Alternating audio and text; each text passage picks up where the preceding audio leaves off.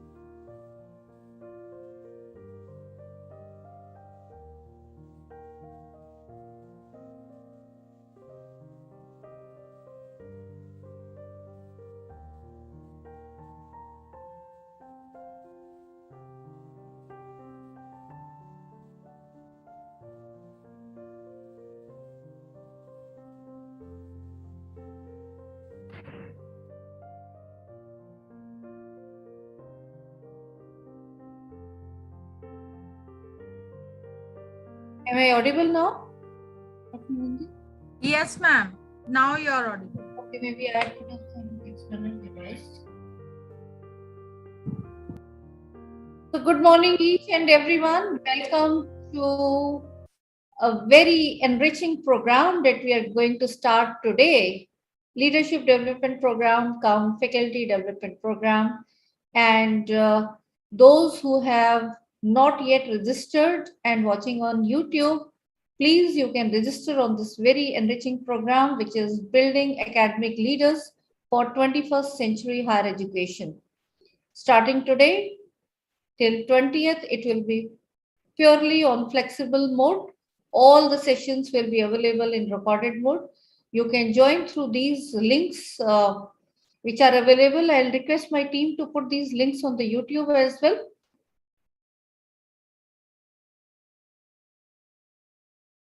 So variety of topics will be covered, which will be helping the current as well as the future leaders in making. So from the very So welcome each and everyone, and we will What be does starting AI at mean 10. for business leaders and for business managers? How can it be converted into value?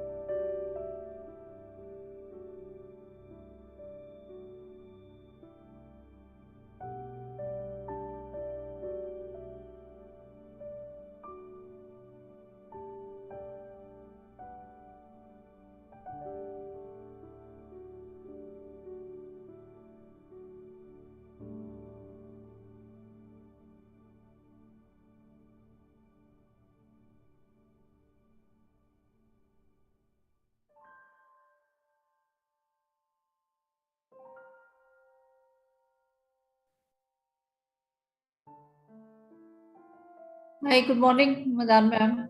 How are you? Good morning. Good morning. Thank you for joining. It's really encouraging for us. We are principals like you join these programs.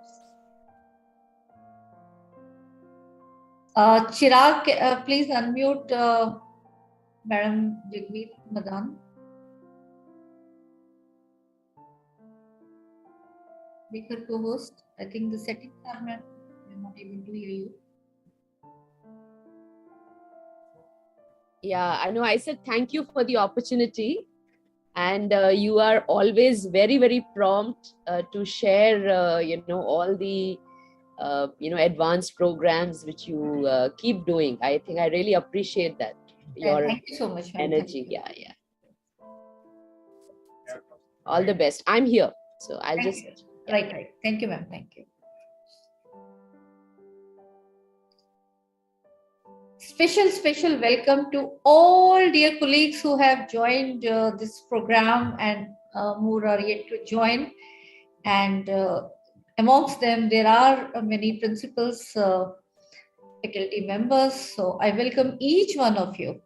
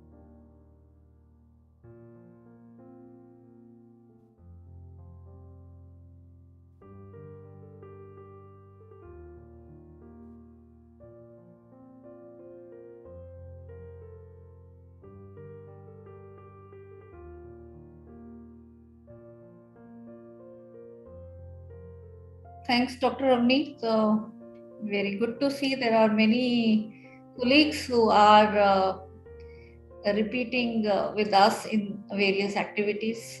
Thank you so much. I can see so many familiar names.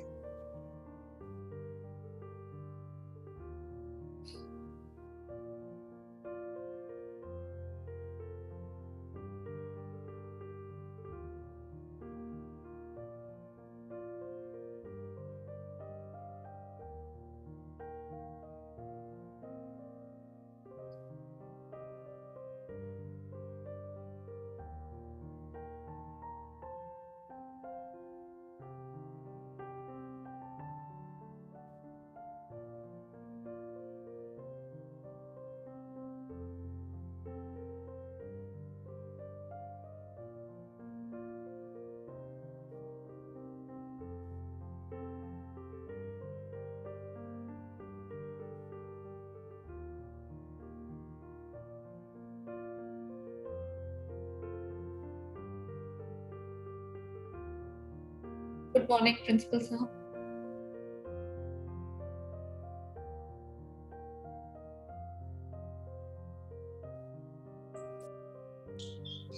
Yeah, good morning, everybody.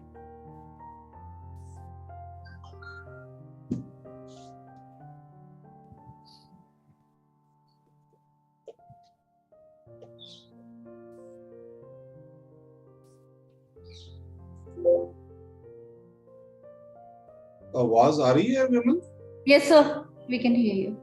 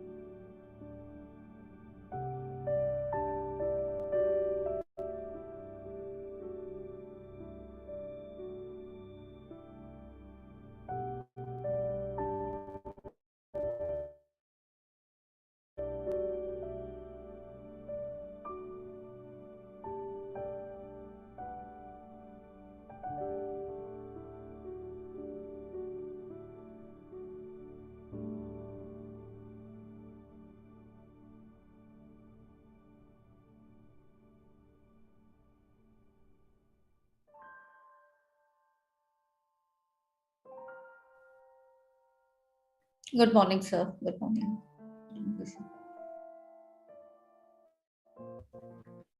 Good morning. Good morning, everybody.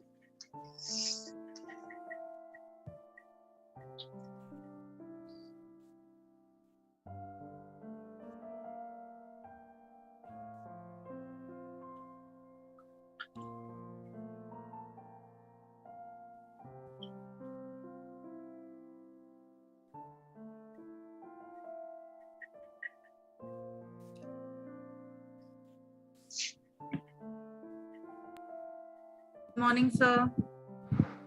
Good morning. Narendra कैसे हैं? ठीक Thank है? you, sir. Good. Thank you, sir.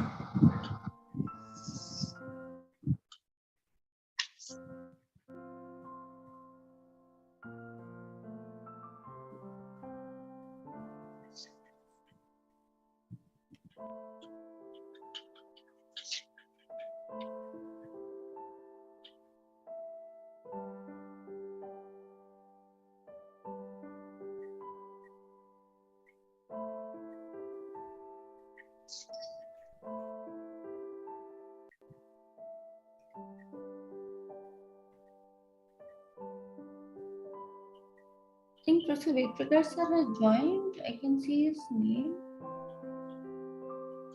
Okay, someone else.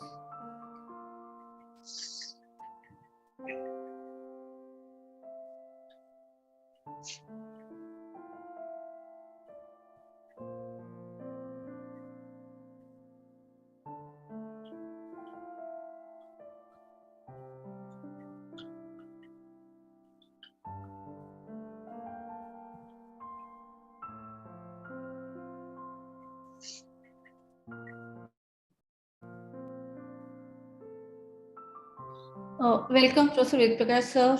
Good evening to you, and good morning to all of us here. Sir is joining us from just the opposite side of our globe. Welcome so much, sir. And sir, can you unmute? I've unmuted now. Good morning, Professor Bakshi. Good evening, sir. Good evening to you. And Jaswinder ji. Good morning, sir, and welcome back to India, even though virtually. Good morning. Good morning. So great to see you. Thank you very much after a long time. 9:30 बजे है sir आपके यहाँ तो? हमारे यहाँ yeah, you are right, 9:30. Yeah. Okay, 9:30. देख लो sir, हम आपको वहां भी चैन से बैठने नहीं देते. Yeah, so it's a matter of great honor for me that you keep remembering me. You, Professor Bakshi and Professor Vimal. Thank you, sir. Good morning, Jaswinder Singh ji. क्या हाल है? Namaskar, sir. You joined. That's great. हाँ. Thank you, sir. And good morning. Welcome. Sir, shall we start with your permission? हाँ जी. Right. Okay, so good. Join कर लिया मैंने. किसे sir? I think General Dwivedi was supposed to join. Sir, उनका session है अभी. He is in some TV program. So, yeah. So after this inaugural, then he will be joining. Right. So for the inaugural, the quorum is complete, and let us begin. So good morning, each and everyone. A very warm good morning to each one of you, and good evening to Professor Vedprakash sir, who has joined from San Francisco. Thank you so much for sir giving your time in this odd hours for you, and all dear colleagues. Amongst them, we have many principals, deans, heads of the institutions, and many colleagues as faculty. So very warm welcome to each one of you. Let me just share my screen. So I welcome you in this inaugural session of 1 week online National Faculty Development Program cum Leadership Development Program themed on building academic leaders for 21st century higher education. The registration for this is open till tonight as per huge demands I'm getting on my phone and to my team. So today's session is being telecasted live on YouTube. So welcome all those who have joined on YouTube and yet not registered. You can register through these two links. This 1 week faculty development program will be covering various aspects towards developing academic leaders for 21st century higher education. Some of them will be covered in the live sessions and there will be some recorded lectures as well, completing the entire full day 5-day commitment, but that will be available in flexible mode. So don't worry that if you are not able to attend some of these live sessions, all this will be available in recorded LMS and we will be sharing more details about that tomorrow. The various sessions that we'll be covering are leadership in governance of higher education, ideals of university autonomy, professional responsibility of higher education towards school education, empowering teachers for academic leadership role, what ails academic leadership in India, reimagining academic leadership in the era of disruption, excellence in education through disruptive innovation, art of creative thinking and mindful learning, developing leadership through competency-based approach, deploying leadership, team building and group dynamics, peer group learning and problem solving, initiating and managing change, women leadership, leveraging technology to enhance the process of teaching learning, and then why do academic leaders fail as some of the main themes. So I welcome each one of you on behalf of Guru Angad Dev Teaching Learning Center, a center of Ministry of Education, Government of India under the very prestigious Pandit Madan Mohan Malviya National Mission on Teachers and Teaching Scheme. Located at my own premier institution, Shri Guru Tegh Bahadur Khalsa College at University of Delhi, I welcome you on behalf of University of Delhi and SCTB Khalsa College, my entire governing body. And we are seeking blessings from Guru Angad Dev Ji, who is the second of the 10 Sikh Gurus under whose name we are taking this center further. We have distinguished advisory committee headed by Professor A.K. Bakshi as chairman, other distinguished eminent academician, and Professor Jaswinder Singh and myself, we are the executive heads. So I welcome each one of you with a bouquet of flower, especially in today's inaugural event. Professor Ved Prakash sir, please accept our gratitude and we are very thankful to you for taking this program, designing with us and taking majority of sessions in this. And I also welcome Professor A.K. Bakshi, who is the Vice Chancellor, PDM University and Chairman of GAD-TLC. And special welcome also to Professor Jaswinder Singh, Principal, SCTB Khalsa College and Director, GAD-TLC. We are going to have eminent resource persons in this particular program. In addition to Professor Ved Prakash sir and Professor A.K. Bakshi sir, we'll be having Professor G.G. Dwivedi, who is Professor Geostrategy and Management Study, and he is a leadership training expert. We'll also be having Professor Sandeep Sancheti, Vice Chancellor, Marwadi University, Jaipur, Rajasthan. We'll also have Professor Atima Sharma Dwivedi, Principal Kanya Mahavidyalaya, Jalandhar. She is also a management and leadership expert trained from Harvard University. And along with that, we'll also listen words of wisdom from Professor Jaswinder Singh.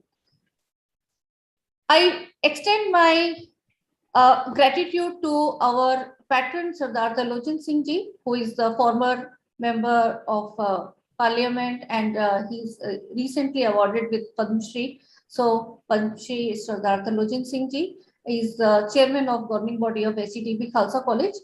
And I also extend my welcome to all my colleagues who are joined in this FDP as organizing secretaries, Dr. Arun Julka from Maharaja Agrasen College, University of Delhi, Professor Sarita Pasi from Zakir Hussain College, Dr. Bibhu Prasad Sahu from my own college, Dr. Suzanne Varghese from St. John's College, Agra, Dr. Narendrajit Kaur from Kanya Mahavidyalaya Jalandhar, Dr. Sonia Ratnani from Ramjas College, and Dr. Smriti from Miranda House College. And as we proceed further, first of all, I will request Professor Jaswinder Singh, Principal HTTP Khalsa College, to give welcome address to Syed. And before he does that, a very brief intro about him. He is a well-known economist, and along with that, he is the steering leader for developing MOOCs and EPG Pathshala program in economics, business economics, psychology, and other subjects that we had our center at Khalsa College, and developed various MOOCs. Also, he has been a member of various UGC committee in policy making, and also to review the autonomous status of college in NAC committees and all. He is also a member advisory committee for UGC nominee 2013 onwards in Center of Studies in Guru Nanak Granth Sahib, Guru Nanak Dev University, convener of the UGC committee to draft undergraduate courses for the implementation of choice-based credit system, also for online programs and many. So welcome to you, sir, and please deliver your welcome address. Thank you, Dr. Vimal, for this very, lucrative, the introduction.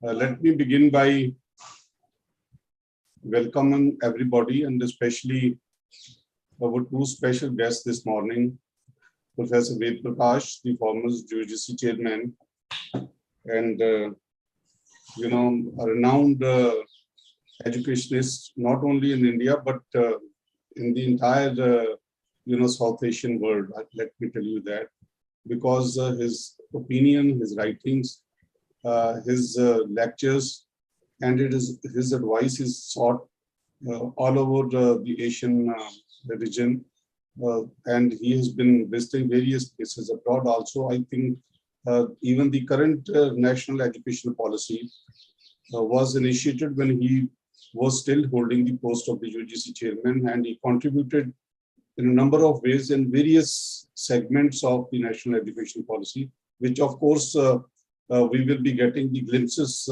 through his discussions, through his lectures, when we actually go through this. And I also I am glad that Professor A.K. Bakshi, who is the chairman of Guru Angad Dev Teaching Learning Center, which we started under the patronage of Ministry of Education in Khalsa College, University of Delhi, is here with us this morning. And he too is a very acclaimed educationist in his own discipline, that is chemistry, and also in designing the courses for the teachers and how to deliver the content in the best possible way, so that we can improve our communications, we can better develop the minds of the students, as well as involve the teachers in this national endeavor of creating the content and creating different repositories of knowledge at various levels. Thank you, Professor Bakshi, for being with us this morning, and Professor Ved Prakash. I'm also grateful to Dr. Vimal. No, not Dr. Vimal, rather she is a professor now. She is among the first to become professor in Khalsa College, as we adopted this, the peer recommendations of the Sample Commission, and the teachers got promoted. And Dr. Vimal is a very prominent teacher in our own discipline, but in the teachers training, and especially in the educational technology, she's been contributing significantly, not only in the training programs, but also in helping many major institutions like All India Council of Technical Education, the University Grants Commission, and the various committees under the UGC and many other educational bodies. She is an acclaimed teacher also, because the INSA gave her the Excellence in Teaching Award very recently, and she's been writing in various disciplines.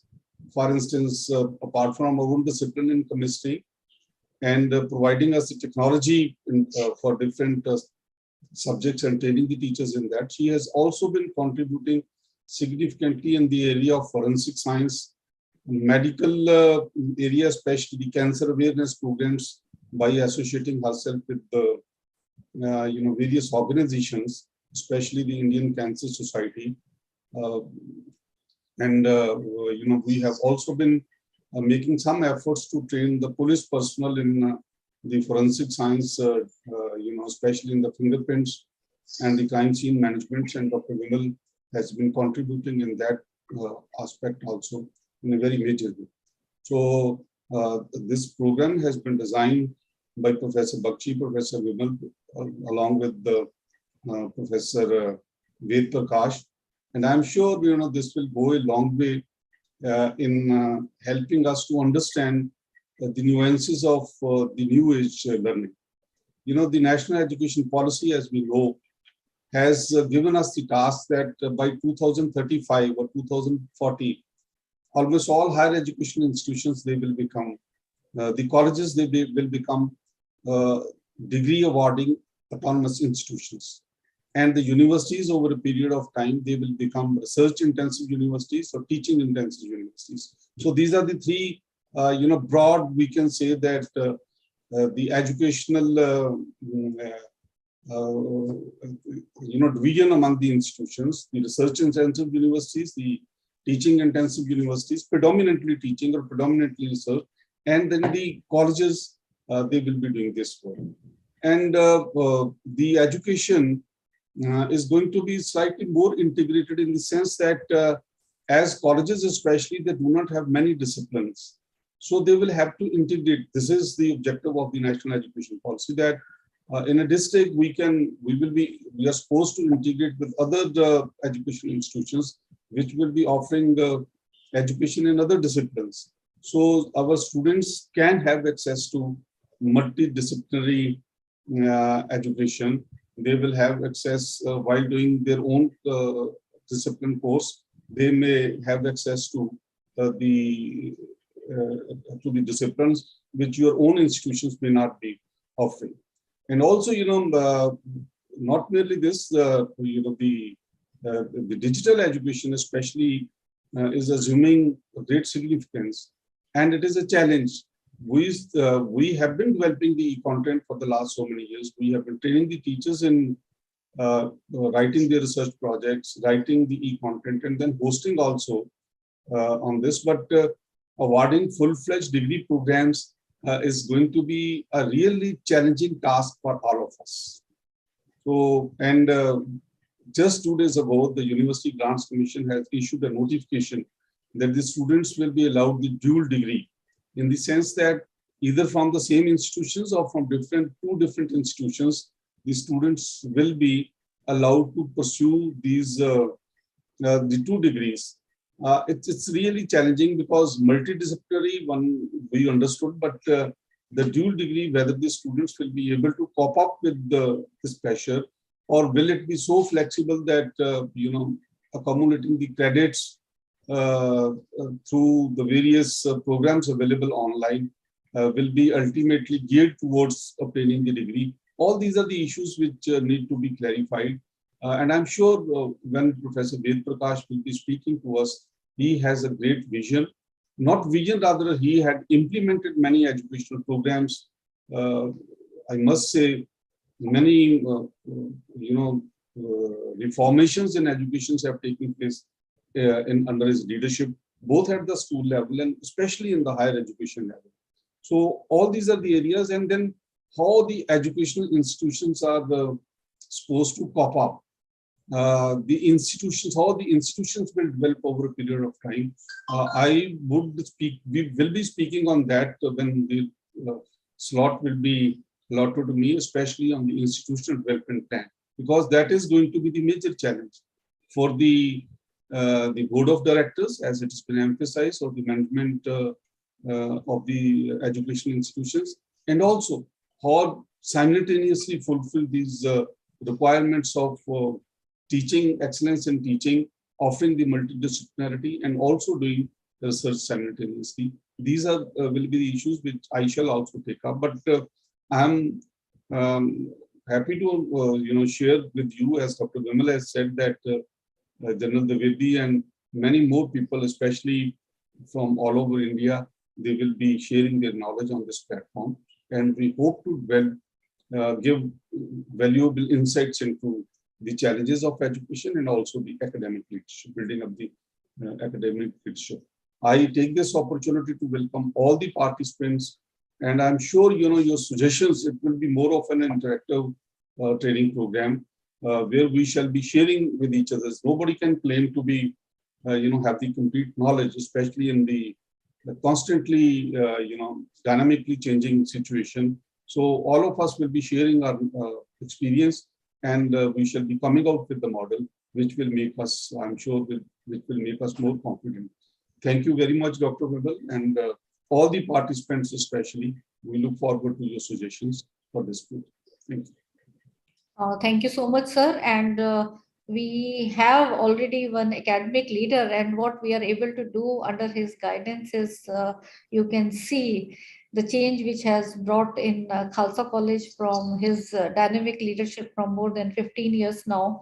And the way he has actually provided us a place, I think I would not have been able to contribute so much in education had Professor Jaswinder Singh not been principal of SCTB Khalsa College. So thank you so much, sir, for being a wonderful academic leader. And we are all rightly said that we will be co-learning.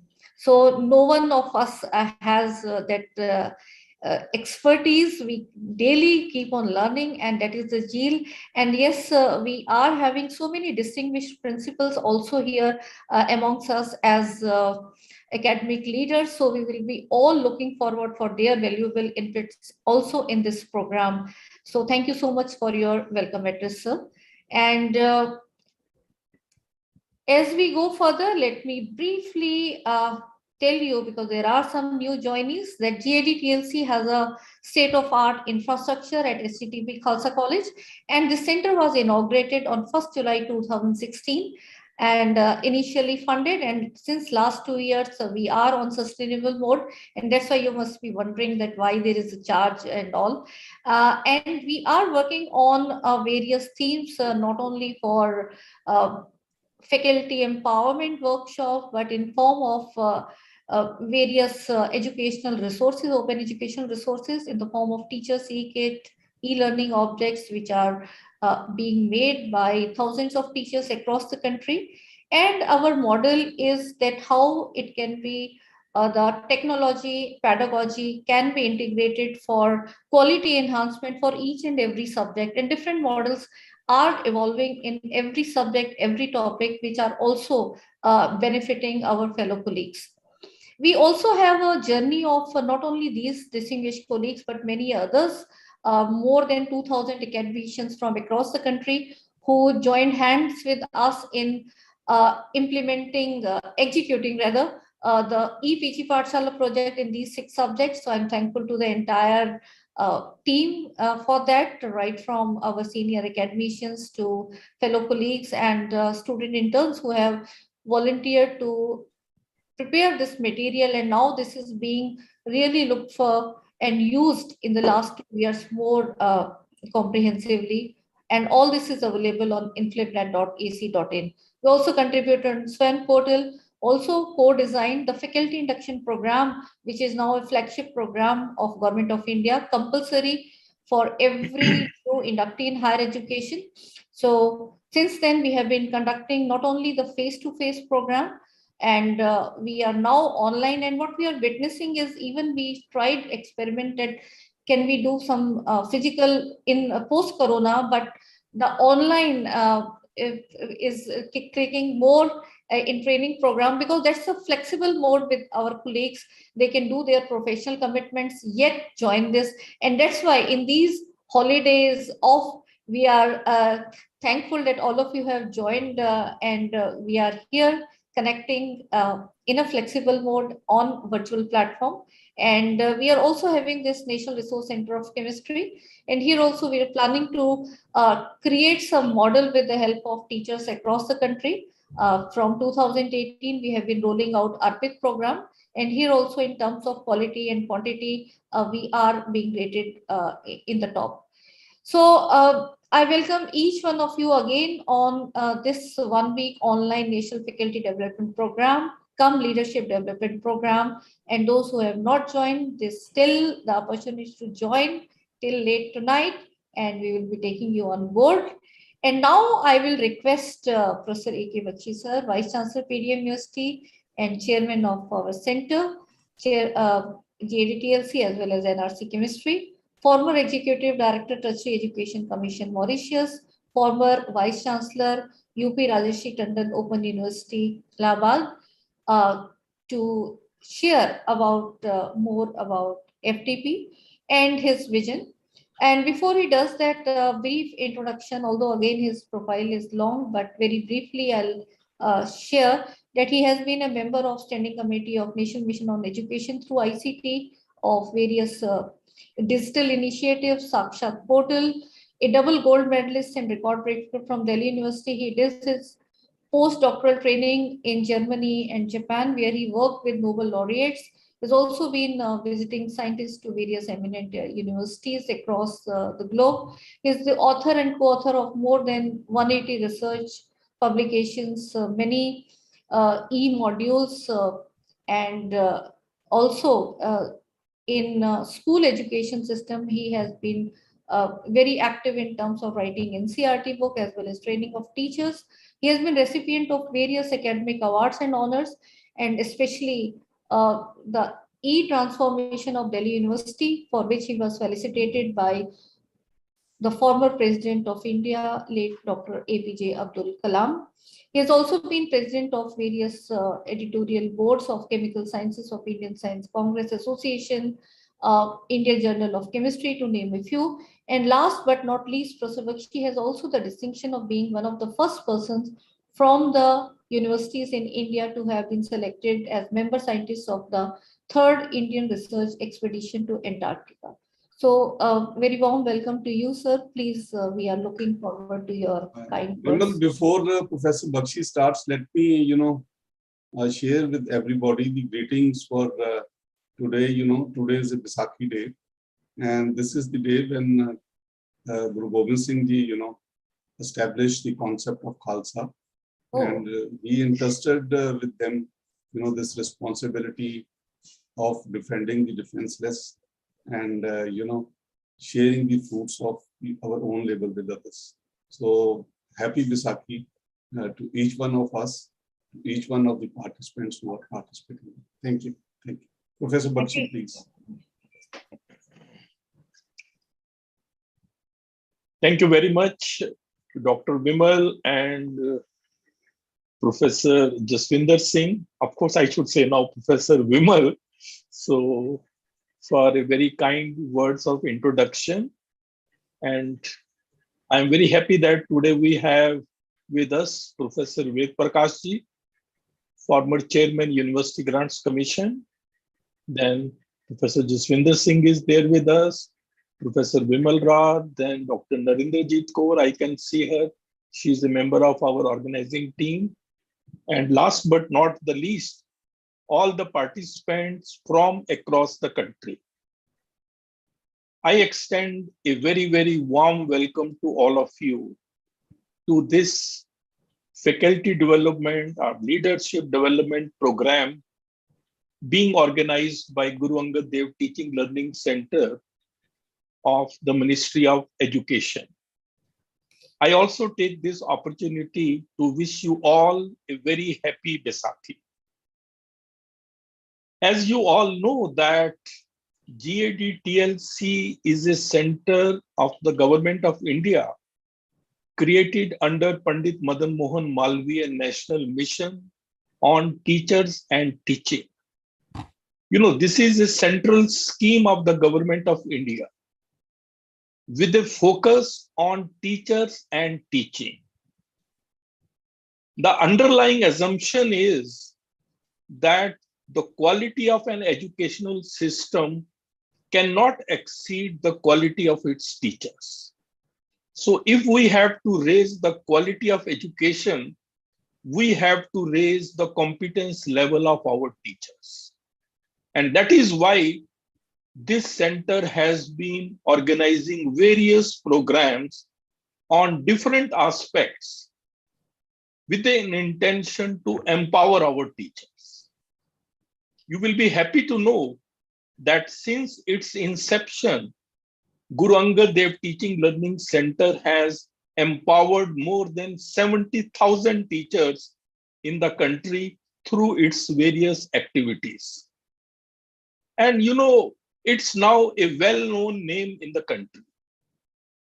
So in the line of those activities, this time we decided that we should have a program on academic leadership. We had a lot of discussion, and then everybody agreed that this would be a right topic for this faculty development program. And that's why the title of this is Building Academic Leaders for 21st Century Higher Education. See, if you look at the title, one thing is very clear, that academic leaders can be made, academic leaders can be built. It's not necessary that academic leaders are born. So if you work hard, if you know what are the challenges that lie ahead, if you know what personality traits you should have, you can certainly be a good academic leader. And everybody, whosoever may be in higher education, one aspires to become an academic leader. The role of an academic leader for achieving the excellence in the functions of a higher education institution is very, very important. What does a higher education institution do? It's basically to disseminate knowledge, then to create knowledge and guide research, and then empowerment of the students for their all-round development. So these are the three main functions of a higher education institution, besides academic administration and management. So if an institution has to excel, the role of an academic leader is very, very important. It is said that without an appropriate leadership, an institution is like a ship without a rudder. Rudder is something which gives direction to the ship or to the boat. In that case, the ship or the institution will become directionless, and ultimately it will sink with all its passengers. That is the importance of an academic leader. So that's why, we decided that we should have this program. And we have invited many eminent people who have a vast experience. They will share their ideas, their views as to what all should be the qualities of an academic leader. Please remember, in the title, we have also written Building Academic Leaders for 21st Century Higher Education. You all will agree that higher education scenario is changing very, very fast. And in the 21st century, there are so many challenges before an higher educational institution. So a teacher or a leader should know what are these challenges, how to meet those challenges. I remember other day, Prime Minister in a meeting where he was interacting with the school students, he said that we cannot excel in the 21st century with the policy of the 20th century. That means we have to change ourselves with the changing times. Education scenario is changing very, very fast. In any education system, three things are very important.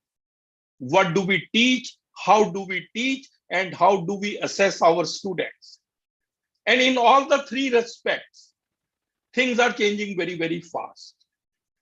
But the problem in our country is that our students are of the 21st century, but the content which we sometimes teach is still of the 19th or 20th century.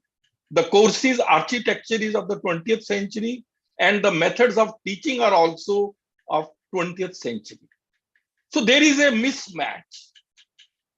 We have to change with the changing times. And to ensure that all the faculty members in an higher educational institution change, the role of an academic leader becomes very, very important.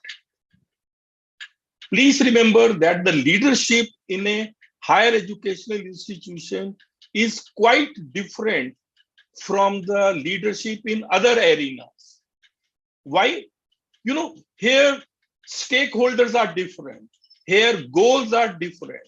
Here processes to be followed are different. And a leader should guide. Because you cannot change the faculty members overnight. So you have to get best out of them. It is said everybody has some gifts and talents. It is for the leader to take a decision how to harness their gifts and talents to the same goal. So it's a very big challenge. It's not very easy. So what should be the personality traits? What should be the qualities of a leader? I think all these aspects will be dealt in this program. And I'm very sure that the resource persons whom we have invited, they will speak on different aspects. As Dr. Vimal also pointed out, we will also highlight why do sometimes academic leaders fail. Many institutions have flopped just because of the leadership. And it happens when your personal interests outweigh the interests of the institution. So you have to be taking very good care of those aspects. Then recruitment is one thing which is very, very important. Because one wrong appointment can spoil generations. So you have to be very careful.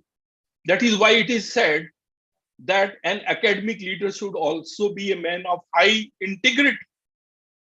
This is very important. So you can very well imagine that, an academic leader needs to have a vision for the institute. And then he should also have the capacity to translate that vision into reality. And it's not very easy. You cannot become an academic leader overnight. Unfortunately, in our system, we do not have any formal training for leadership. I remember in 2018, Government of India introduced a program called LEAP, L-E-A-P, Leadership for Academicians Program. Because it was felt that we need to build leaders, we need to train leaders. And this program has become very popular. This is a program mainly meant for very senior professors who are, I think, below 55 years of age and at least 8 years of experience as a professor, etc. There are some other, qualifications which you need to have. So here it is a 3-week program where 2-week training will be in the country and 1-week training will be abroad. So it is, the focus is on preparing the next generation of academic leaders. So I'm very happy that we have been able to arrange this program where you will learn a lot. Top experts will share their own experience. One learns from one's mistakes. There is a very famous Chanakya quote, learn from the mistakes and experience of others, because you may not live long enough to make all the mistakes on your own. So you should learn. And, knowing is not enough. Whatsoever you learn, that should be made a part of your own personality. Only then it will become a natural transition and you can become an academic leader tomorrow. It's a long, long journey. You have to work for that. But here we will tell you what you all need to know, what you all need to be like if you want to become a successful academic leader. I'm sure this program will be a huge success. And I'm very happy that today's inaugural address is being delivered by Professor Ved Prakash. He needs no introduction. He's one person who has been in UGC for 15 years, 5 years as secretary UGC, 5 years as vice chairman, and 5 years as chairman. I don't think anybody else in the country had that, experience or a privilege to be at the helm of affairs for so long. So we will share, and he will share his own experience, his own, views on how one can become an academic leader. And we eagerly look forward to his talk.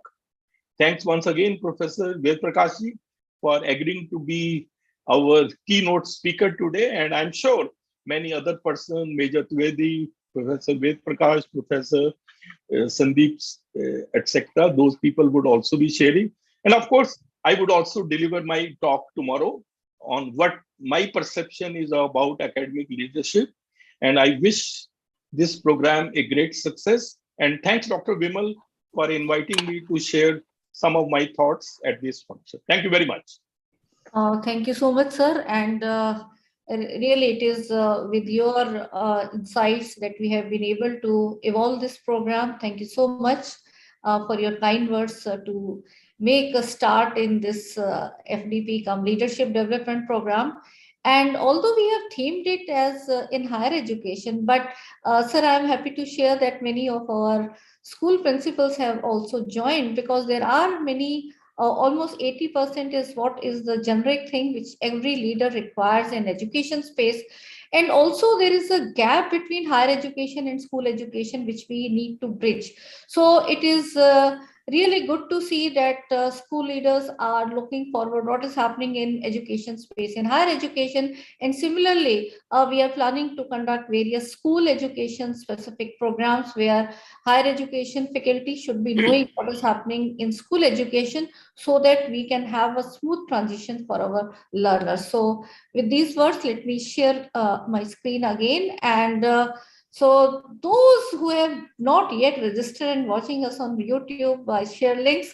Do register for this very informative and enriching program that we are starting today from 14th April to 20th April with much flexibility. And the links are being shared with my team on the YouTube and others. And now I will request our mentor and keynote speaker for this event, Professor Ved Prakash sir, former chairman, University Grants Commission, to deliver his keynote session. And before he does that, a very brief introduction, although no introduction can be sufficient for him, and he doesn't even require that, but it is always enlightening for the leaders, actually, this being a program. So, sir, I will not listen to you that, so what journey he has traveled himself to reach to that position is also, I think, a lesson to all of us that right from NCRT and then going to different ways. So please let me do my duty. Professor Ved Prakash is a distinguished name in Indian academia, has the unique distinction of spearheading the University Grants Commission, the apex regulator of higher education in India, as its chairman, vice chairman, and secretary. Under his stewardship, the UGC had made significant strides in the areas of curricular reforms, internationalization, basic scientific research, skill education, gender and social equity in higher education, to name a few. He has to his credit the transformation of NIPA into a university where he served as its founder, vice chancellor. In his stellar career of 45 years, he made seminal contribution as advisor education in the Planning Commission of India, Chairman, National Council of Teacher Education, Professor and Head, DME, NCRT, Joint Director, Staff Selection Commission, Government of India. A US Fulbright scholar, Professor Ved Prakash, has been a visiting faculty at University of Windsor, Canada, a guest faculty, HIIT, Harvard University, and consultant to the World Bank. He has the distinction of being an interlocutor under prestigious US International Visitor Leadership Program. He has the honor of serving as a member of the jury for a notable UNESCO APEID Venue Award for Educational Innovation for around 10 long years. He represented India in numerous bilateral and multilateral forums in about 30 foreign countries. He has published extensively on a wide spectrum of areas concerning school education, higher education, educational planning, and administration. So, very warm welcome to you, sir. We are looking forward for your kind words, and what he will be actually delivering will be 3 sessions starting from today.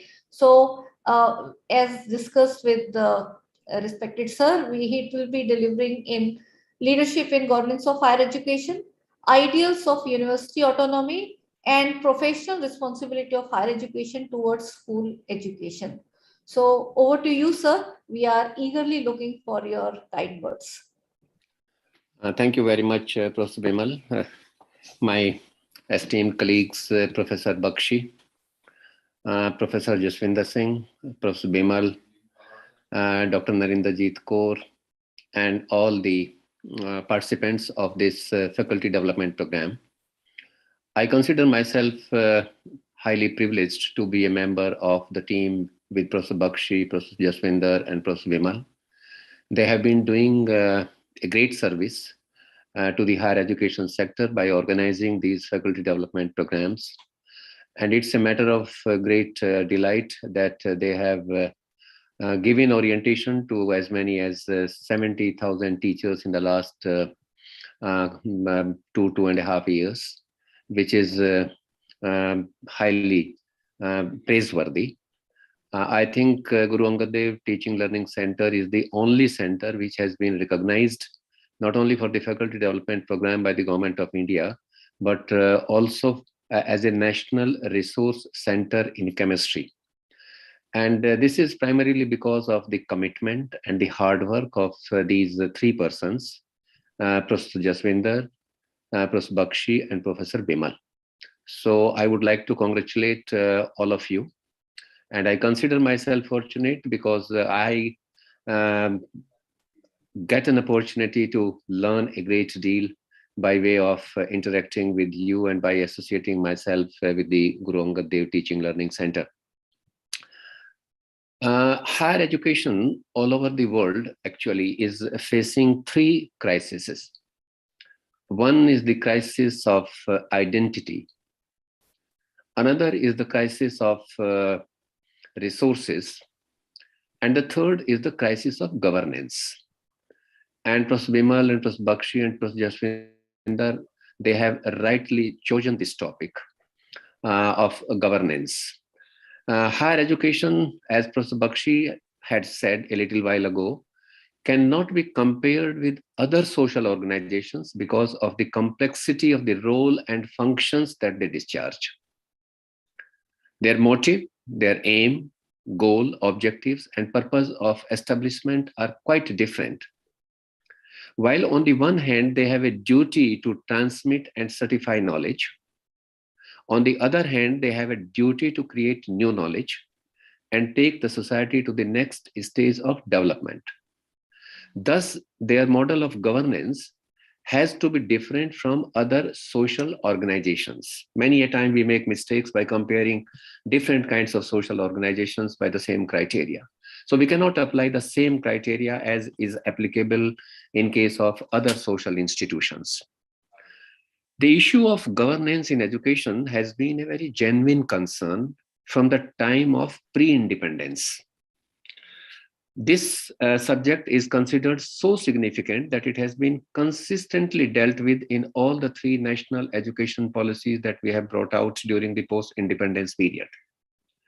The first policy of 1960 recognized reconstruction of education as a challenging task, not merely because of scant resources, but due to its exceedingly complex landscape. The second policy of 1986 had even recommended the establishment of Indian Education Service, State Advisory Board of Education, like we have the Central Advisory Board of Education, which is the highest policy making body in the country since 1920, and educational tribunals to steer the affairs of education in an efficient and effective manner. Indian higher education is suffering from a number of crises. Of them, three I have already shared with you. But we are dealing today with the crisis of governance. The new education policy once again has underscored the significance of self-governance and recommended the establishment of board of governors in each institution. Excuse me. It hardly needs any mention that successful governance in the university system requires blending of scholarship and accountability beyond the ordinary. The crux of the matter is the identification of that type of leadership and reposing complete confidence and trust in the leadership for the purposes of bringing about qualitative improvement in higher education. These are the issues that have no easy fixes. However, the system of higher education cannot be fixed without fixing the issue of governance. That is very, very critical. The National Education Policy 2020 has envisioned to turn around the dismal situation through self-governance and by establishing the Board of Governors. It has recommended that the Board of Governors would exercise all necessary functions of governance without any external interference. It sounds very well, actually, and it's a very welcome move. Each institution is expected to transform itself into a self-governing institution through a system of graded accreditation and graded autonomy. The Board of Governors, under the new legislative framework, which is yet to be developed, will have full right and power even to appoint the heads of institution and also the new members of the Board of Governors. Such a reform measure might prove to be good, and if it is not handled properly by the policymakers or by the political executives, then it can be detrimental to the quality of higher education. The policy implementers will have to be extra careful whilst dealing and designing the framework for its implementation. Much would depend upon the selection of the visionary leadership, as education is significantly impacted when exposed to bad governance, like Professor Bakshi was saying a little while ago.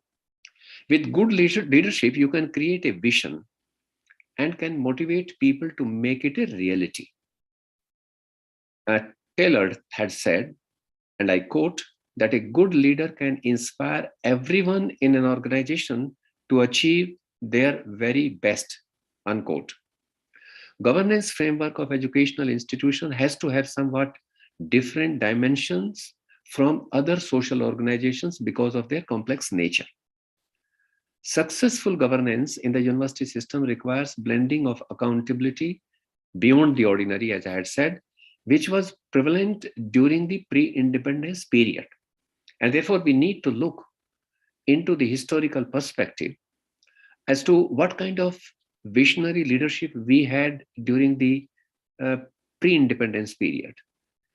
And how have we shaped it up, or how have we improved or deteriorated it during the post-independence period.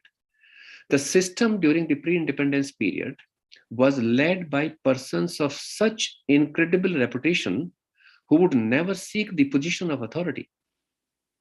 It would come to them unasked for.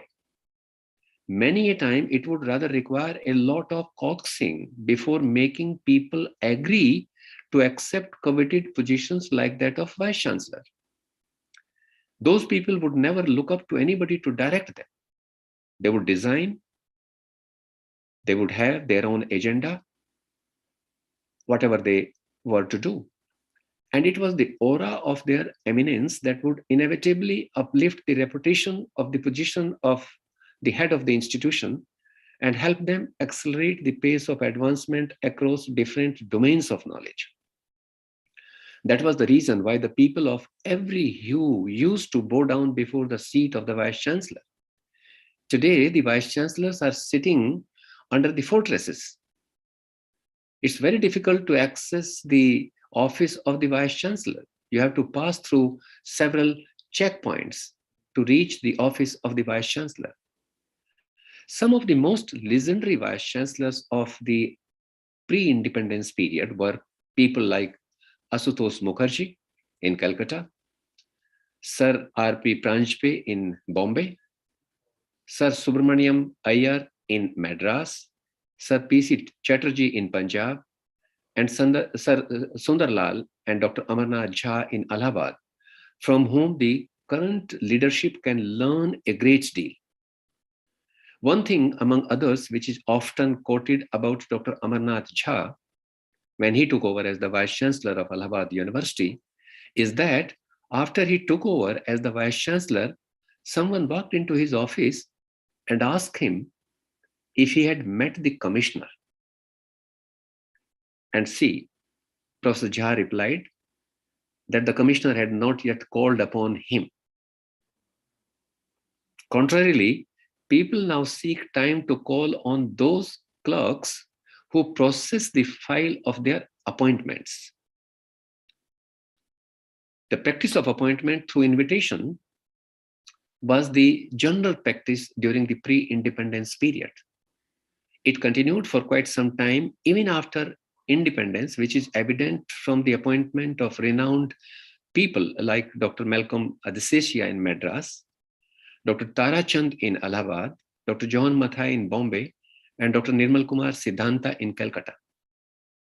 Notwithstanding the severe constraints of resources, the leadership of that period, which was inspired by the ideals of freedom struggle, laid down commendable conventions of governance, because social institutions are not governed only by the rules, by the statutes, by the ordinances, and by the regulations.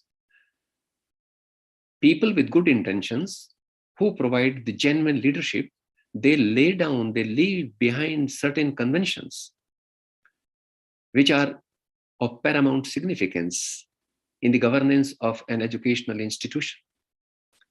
The present generation of leadership need to learn a lot from those conventions. In the report of the University Education Commission, which was brought out under the chairmanship of Dr. Sarvapalli Radhakrishnan, it was emphatically mentioned that not only that only the people of eminence must be appointed as vice chancellors. However, the process of their appointment over the years has undergone major transformation with little gain. The tradition of invitation gradually started fading away with the increase in the number of universities, and so the eminence and the governance. It was replaced by another method whereby thoughtful nominations were made by people of eminence for the consideration of the search committees. That was still better, but somehow it was not as apologetic as the current practice, which resorts to making appointment of a vice chancellor like that of a recruitment of an ancillary staff.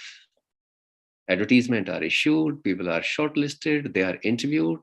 Sometimes a first-rate person is rejected by a third-rate fellow sitting as a member of the search committee.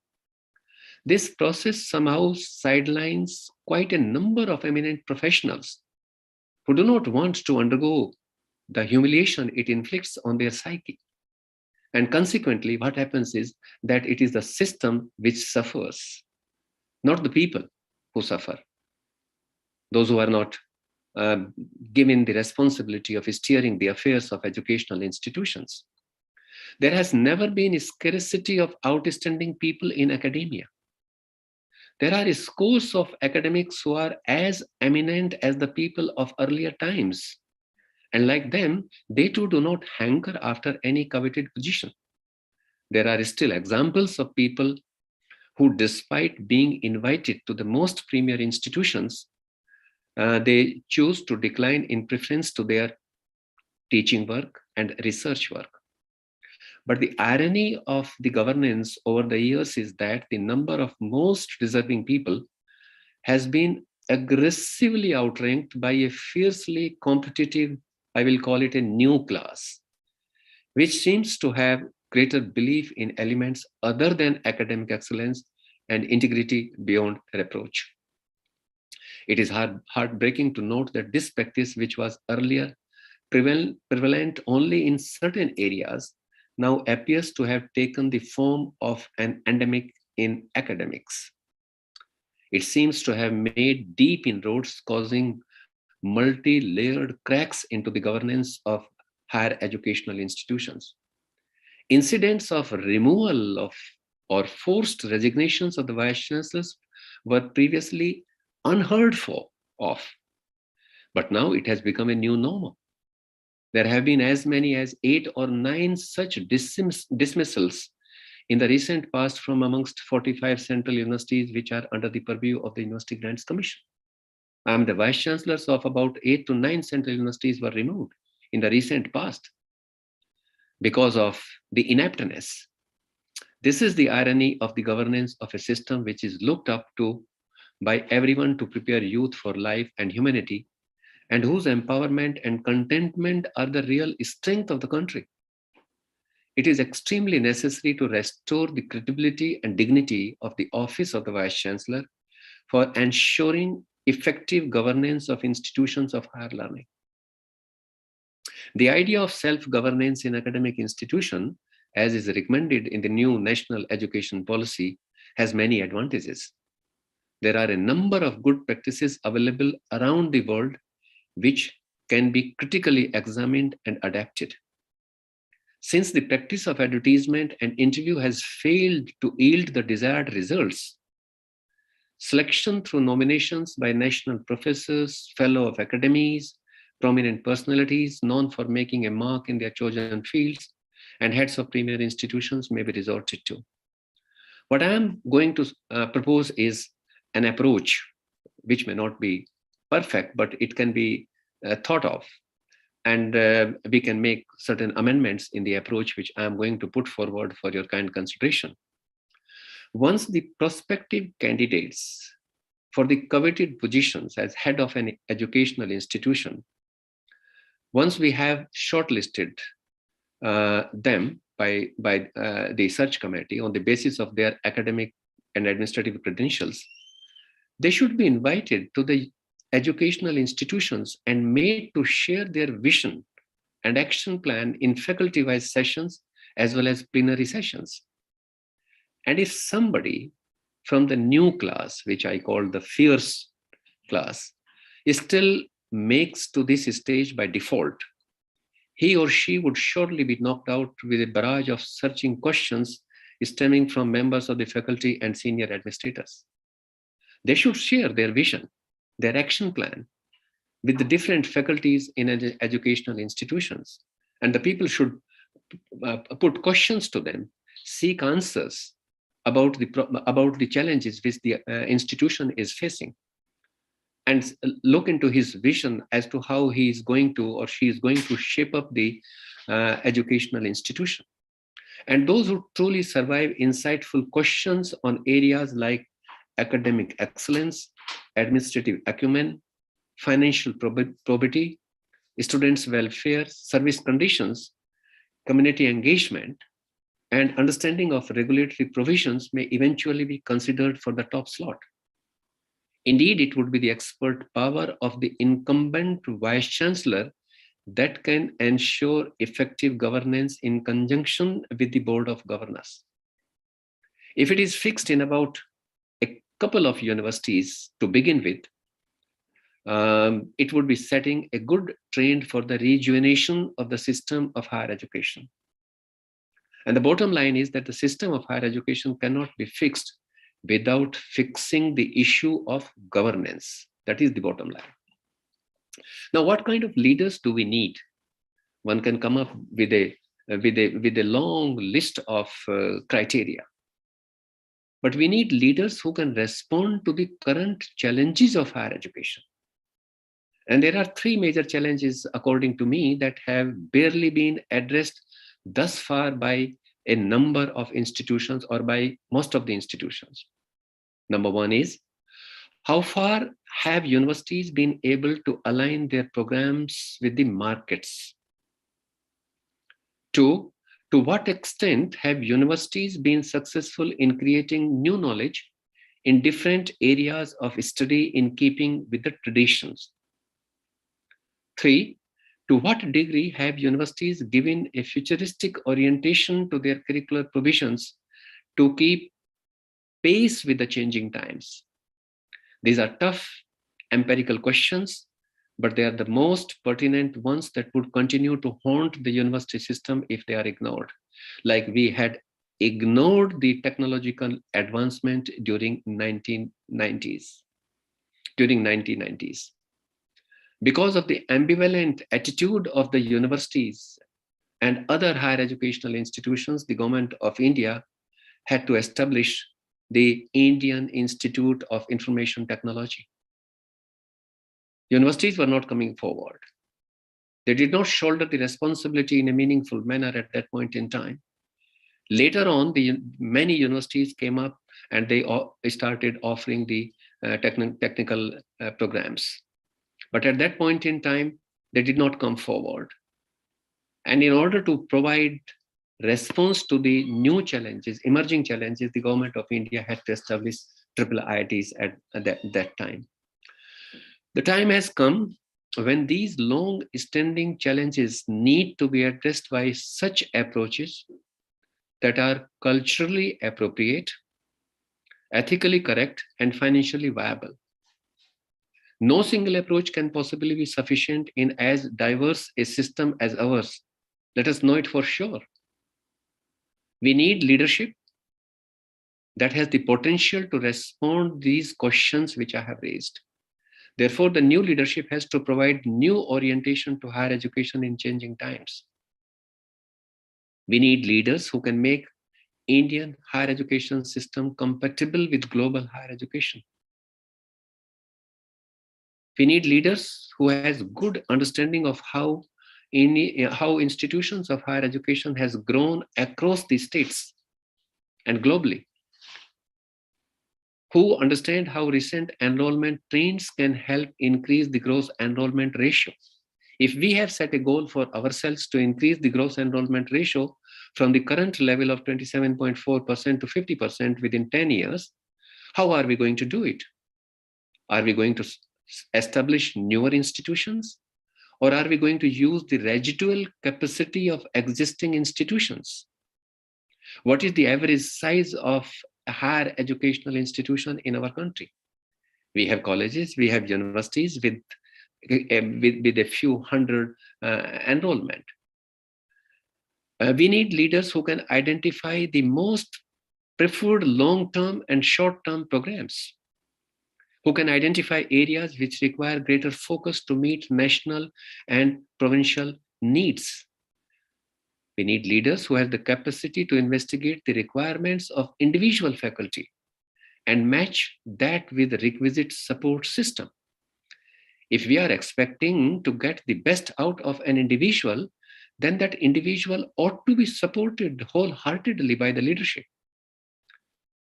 We need leaders who have the capacity to identify the right kind of competencies and skills required by the current and future market forces, and then align them with existing curricular provisions, who can identify right kind of skills that would be induced by technological revolutions and globalization, who believe in the value of continuous faculty development and support it wholeheartedly. We need leaders who can shift the focus of the system on the very skills and competencies that for the time being cannot be entirely automated, like the creativity, the problem solving, negotiations, adaptability, critical thinking, working together, empathy, emotional intelligence, etc. We need leaders who can promote technology-mediated teaching and learning, who can give higher education an orientation towards innovation and entrepreneurship. How come as educational institutions, we have not been able to forge linkages with industries thus far? How come the institutions in other parts of the world have done that? Why have we not learned their models? And why have we not tried to institutionalize that kind of collaboration within the country? We need leaders who can forge meaningful collaboration between academia and industry, and who can ensure closer collaboration and partnership between research institutions and business houses, who can bring people from different institutions, disciplines, and organizations together. Leaders who stick to the principles and morals of the teaching profession, promoting values, creativity, accountability, and responsibility. Leaders who maintain a respectable distance from both the subordinates as well as the executives. Many a time we have seen people who failing miserably, who become a camp person actually, disregarding the potential of large number of colleagues in the same institution, becoming the ears and eyes of only a couple of people. Leaders whose financial integrity is beyond reproach. Leaders who treat everyone with dignity and who has guts to go to any length to protect the interest of his subordinate colleagues. That is what is expected of a good leader. I mean, we can have many more such criteria for the good leadership. But I thought that I would like to reflect only on a handful of those criteria in this keynote address. But surely the National Education Policy 2020 has come up with a letter of intent, and we have to provide a proper framework so that we can prepare good leaders for our educational institutions. A leader who understands the issues and the problems of the Indian higher education system and who can make the Indian higher education system globally competitive. That is what is expected of a good leader. And there is no dearth of people with great potential in academia. But the only thing is that we need to identify those leaders who are committed, who are passionate, who are loyal to their profession, to bring about qualitative change in the governance of the institutions of higher learning in the country. With these brief points, I would like to take this opportunity to express my sincere thanks and gratitude to Professor Jaswinder Singh, Professor Bakshi, Professor Vimal, for having given me this opportunity to be with you during the inaugural session of this one-week faculty development program. They have also asked me to speak about the autonomy and about the professional responsibility of higher educational institutions towards school education, which is the feeder cadre for higher education. I'm going to take those two sessions tomorrow and day after. Until then, I wish all of you all the very best. I hope that you will be immensely benefited by this one-week faculty development program, and that you are going to learn by way of interacting with each other in great deal. Thank you very much. And over to Professor Vimal. Thank you very much, Professor Jaswinder, once again, and Professor Bakshi. Thank you. Thank you. Thank you so much, sir, for your pulse of this. Just a minute. Hanji, sir, please. We are really grateful, to Professor Ved Prakash for highlighting, the challenges which the higher education institutions are facing. And also, he has focused primarily on the selection of leaders and then, the attributes which a leader should have. I was just trying to see that he mentioned many successful vice chancellors from all over the nation who have made a mark in the field of higher education. But let me share that Professor Ved Prakash himself has left a great mark on the history of higher education in India. He may not be aware of himself, but whenever there are close discussions, many of his studies, his articles are often quoted. So that is an acknowledgement of the contribution that he has made. And also, when he was mentioning the attributes, I was trying to see that how do we, we qualify, how many actually we are meeting those standards which Professor Ved Prakash is mentioning. So very few of them. I think he has mentioned a huge, commitment on the part of the academic leader and also the vision which one should have. It is not only the career of just one institution, but the entire contribution which the institution is going to make to the nation. Yes, I mean, there are good private institutes which are making, earning recognition and doing, good in this higher education. But, what is important is that how, as he has highlighted that, it is the collective effort and your recognition is going to be noted by the contribution which your education institution is going to make. That is, I think, a point which we need to understand. And also, when he mentioned that till quite late, we have not been able to, develop any positive or meaningful interaction with the industrial sector. Industry and academia, why this gap in communication is there and why we are not able to come up to their expectations, whereas many scholars from our own academic institutions, they have gone abroad and have attained a fairly reasonable degree of success in terms of either doing teaching or doing very good in the corporate sector.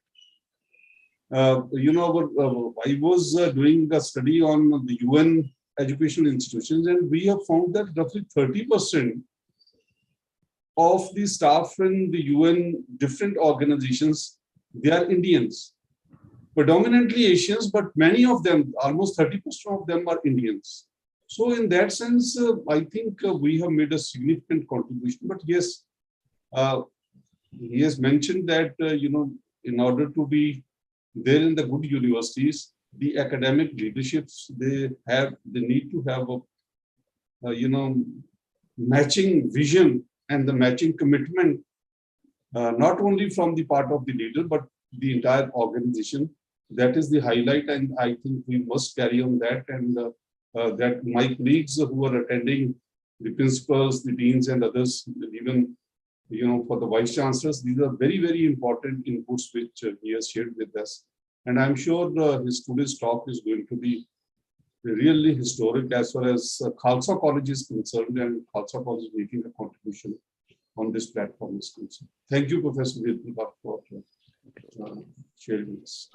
Thank you, sir, for doing my job, Principal sir, for saying thanks. But I'll add something that I think this session has given an overview on entire leadership development in a very nutshell. And right from, I think, as leaders, when we are having new responsibilities of in the technological world now, you talked about that also, and how taking both the value system as well as the technology ahead, how a leader has to be visionary in taking everyone along and preparing the teachers also towards this new change which is happening. I think that's a very pertinent point that you mentioned. And as we said, I think before we go further, I'll also request some of the colleagues who are here and many principals, if you like to please slightly interact with Prakash sir before he leaves. Any query that you have on this front? Someone will like to unmute. Chirag, please. Rather, before he is allowed to sleep, Yeah, before he goes for a sleep. I can stay. I can stay. I can stay. No problem. Thank you, sir. I can stay. So we are getting very good comments, sir, for about your session from in the chats. You can see. Thank you. Anyone? Dr. Radhika, please. You can unmute. Chirag, make a provision that everyone can unmute and they can be with audio with us and with video. Yes, ma'am, the permission has been granted, ma'am. Okay. So, Dr. Radhika, yes, you can unmute. And Yes, then- ma'am. Yeah. Yes, ma'am. Good morning, sir. I'm Dr. P.V. Radhika, sir. Sir, Good it's my morning. privilege to inform you that I received my doctorate from you, sir, at Dr. B.R. Ambedkar Open University, Hyderabad in 2012. So Okay. that's what I'm very happy. It's my pleasure and honor to see you here today and look at your, listen your insightful inputs from you, sir. I'm working as an assistant professor in a government degree college, sir. So Okay. my question is like in today, actually in rural community, we are seeing many things. As you said, the moral, ethical, all those issues which we are facing today. See, the students are not like they are addicted to so many bad habits, and keep the education aside, they're not having that attitude and behavior and all those things. So even the teachers are not able to pick out them, and even if someone tries to change them, they are not allowing us. So there are so many challenges before us, sir. So it's why talking on this show and telling on these things, it's very good, sir. I don't say that is bad, but if from the governance side, as you said, it is not like that, sir. We are facing so many practical problems, and even a degree college student doesn't know the spelling of education. It's very, very, very, very unfortunate to tell me that point, sir. So even we are interested to tell that to the student. He is not showing interest because the government has been giving scholarships and all those things are happening. I should not talk about all these things now. Yes, you might be knowing everything, sir. So what steps can be taken a little bit to improve the situation a little bit, because we don't expect 100% change in the society, at least to the extent of 20%, because neural students are having hidden capabilities, sir. I observe in them, they have hidden capabilities, not only education, but they have painting capabilities. They can do so many things, but they're not utilizing them to the fullest extent, sir. So to this, I'm taking this as a, what do you call, from you as an free free from you, because I was very what do you call, attached to you at the time of my convocation, and I'm having those photos till now. And recently I have purchased this online book that is revisiting higher education in education yearbook, and have brought that book also, sir.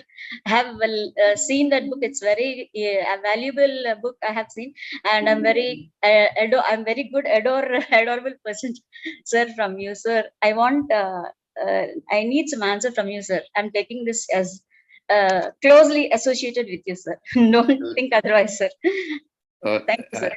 At the outset, let me wish you all the very best and great good luck. Thank you, sir. And we have scheduled a session wherein we are going to talk about the responsibility of higher education towards school education. We cannot simply say that the children who are coming to us, they do not know anything, and they are not trainable, and that they cannot be shaped up into a good workforce. That is not acceptable, actually.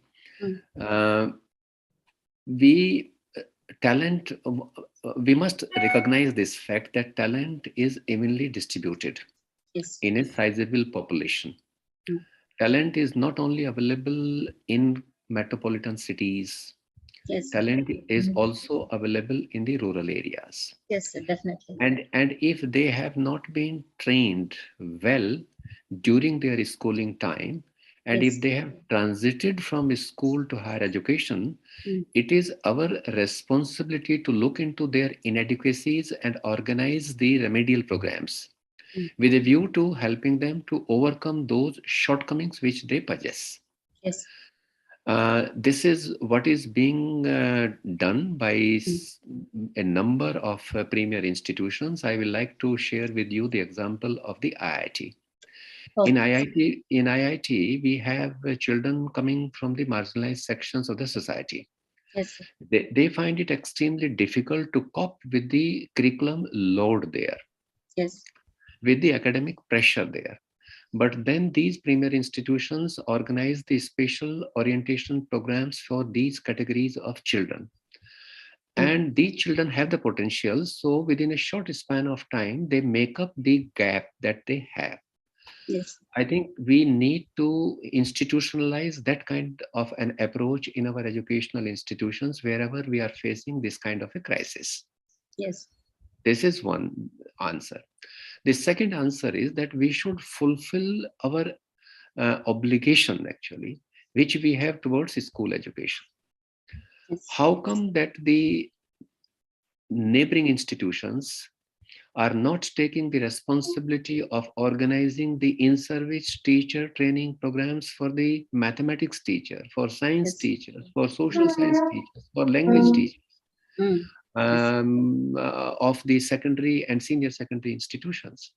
If we start collaborating with the schools in that manner, I think we are going to get a better pool of children, better prepared children in our undergraduate and graduate programs. This is the problem which is there for quite some time, particularly because of the swelling, because of the aspirations of the swelling middle class population. Yes. Everybody wants to have the college education or the university education now. And but you find them inadequate in certain areas. But for instance, the language, they are not able to articulate in their mother tongue. They are not able to articulate the language that you use for transacting the curricular provisions in undergraduate programs and postgraduate programs. But then it is our responsibility as teachers, which is why I have talked about the morals and ethics of the profession. Yes, sir. So these are the problems. Of course, they are there, but they can be overcome provided we do our duty well. Yes, sir. That is the only response which I can provide. It's a complex problem, but it is solvable actually. Thank you so much, sir. Thank you so much, sir, for your valuable answer. Thank you, sir. I think Dr. Manoj Lewis is also. Manoj, yes. Good morning to all. Professor Ved Prakash, I'm very much privileged to listen to you, sir, because it was an opportunity to talk to you live, though virtually, because I've only read the document signed by you that comes from UGC so far. So this is the first opportunity to have a face-to-face interaction. Sir, I'm from Mangalore in Karnataka. And we have already implemented NEP. One semester is over, examinations are happening starting from next week.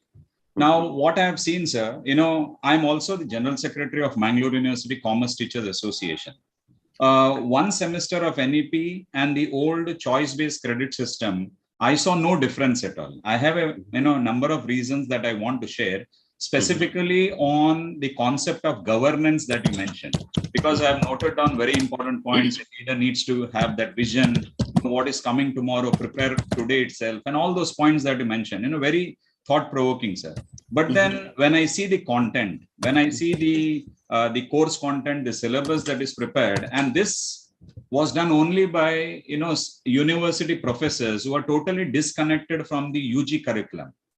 They have absolutely no idea. And, one person from this university, one person from that university, I mean, it is a postgraduate department, came together, formed the curriculum, and it was presented. When I compare the present NEP curriculum with what was prevailing or done by our university when the opportunity was given, I feel we are 3, 5, 8 years back, sir.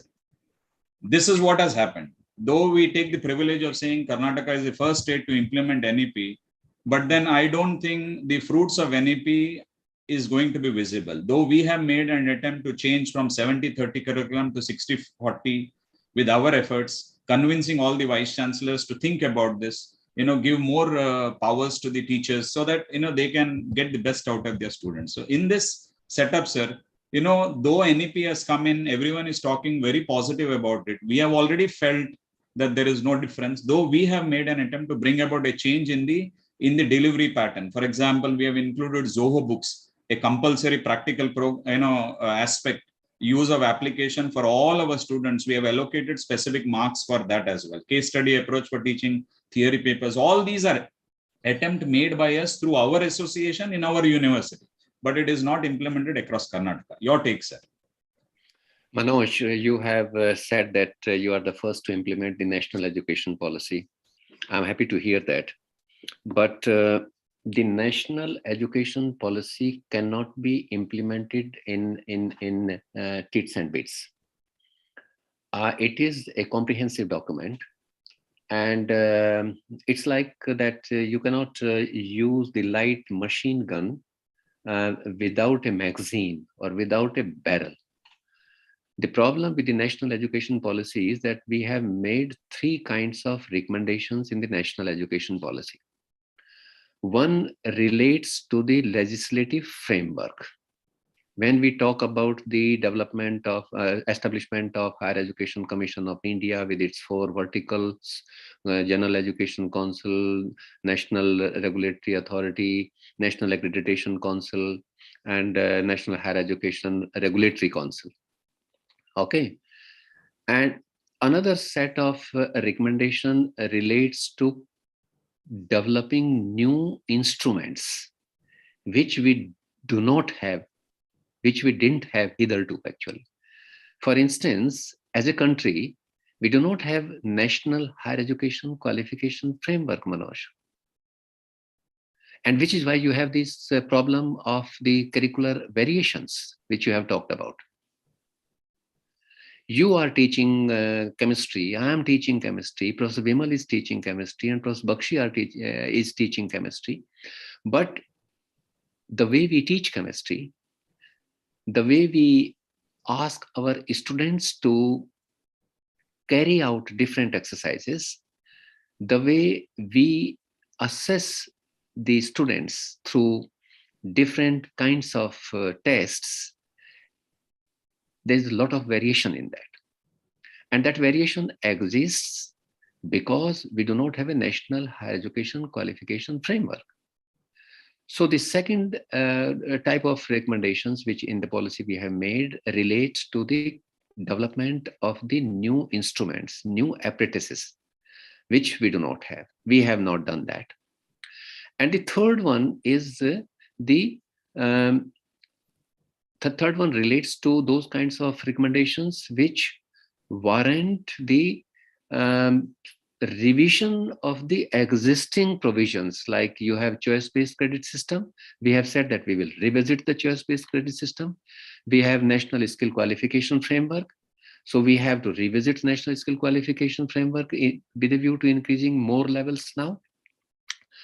We have not gone into those kinds of things at all. What we have done, unfortunately, is, and we claim to be implementing the national education policy, that we have switched over from the 3-year undergraduate program to a 4-year undergraduate program without a proper framework, without enumerating the, without going for the benchmarking of the subjects. Benchmarking of learning outcomes, subject-specific benchmarking of learning outcomes. So, Manoj, unless you come up with a national higher, and in one of my papers actually, which you will find in my book, which the lady from Hyderabad was referring to, revisiting national education policy. Sorry. What happened? Sir, I'm showing your book. Vimal is marketing. Okay, don't do that. No, don't do that now. That's not my agenda at all. So I have lost the point which I was making actually. No, in a book you mentioned that you Manoj, the problem what you can do is you can transit from 3-year undergraduate program to 4-year undergraduate program, but the issue of parity of standards will continue to haunt you. Correct. the parity of standards, academic standards, which we still have. Within the same university, a student who is graduating, let me take the example of Professor Vimal's university, a student graduating from St. Stephen College, and a student graduating from Miranda College, and a student graduating from Shraddhanand College or Arvindo College, when they confront with the market forces, they are looked at from different perspectives, though they are getting the degree from the same university. So this problem will remain there unless we come up with national higher education qualification framework, unless we come up with subject specific benchmarking of learning outcomes in each area. I must know as a chemistry teacher, how have I to teach the atomic structure and the molecular rearrangement? What kind of demonstrations, what kind of simulations I'm supposed to show to my students in my class as a teacher, so that Vimal can also do the same thing, so that Professor Bakshi can also do the same thing. So the students of Vimal and students of Bakshi and students of mine, they are getting almost identical inputs in terms of this. And then what kind of activities would I expect from my students to perform with a view to ensuring me that they have learned the basic concepts. They have learned, and similarly, they also will have to ensure this will not happen, Manoj, unless you come up with national higher education qualification framework.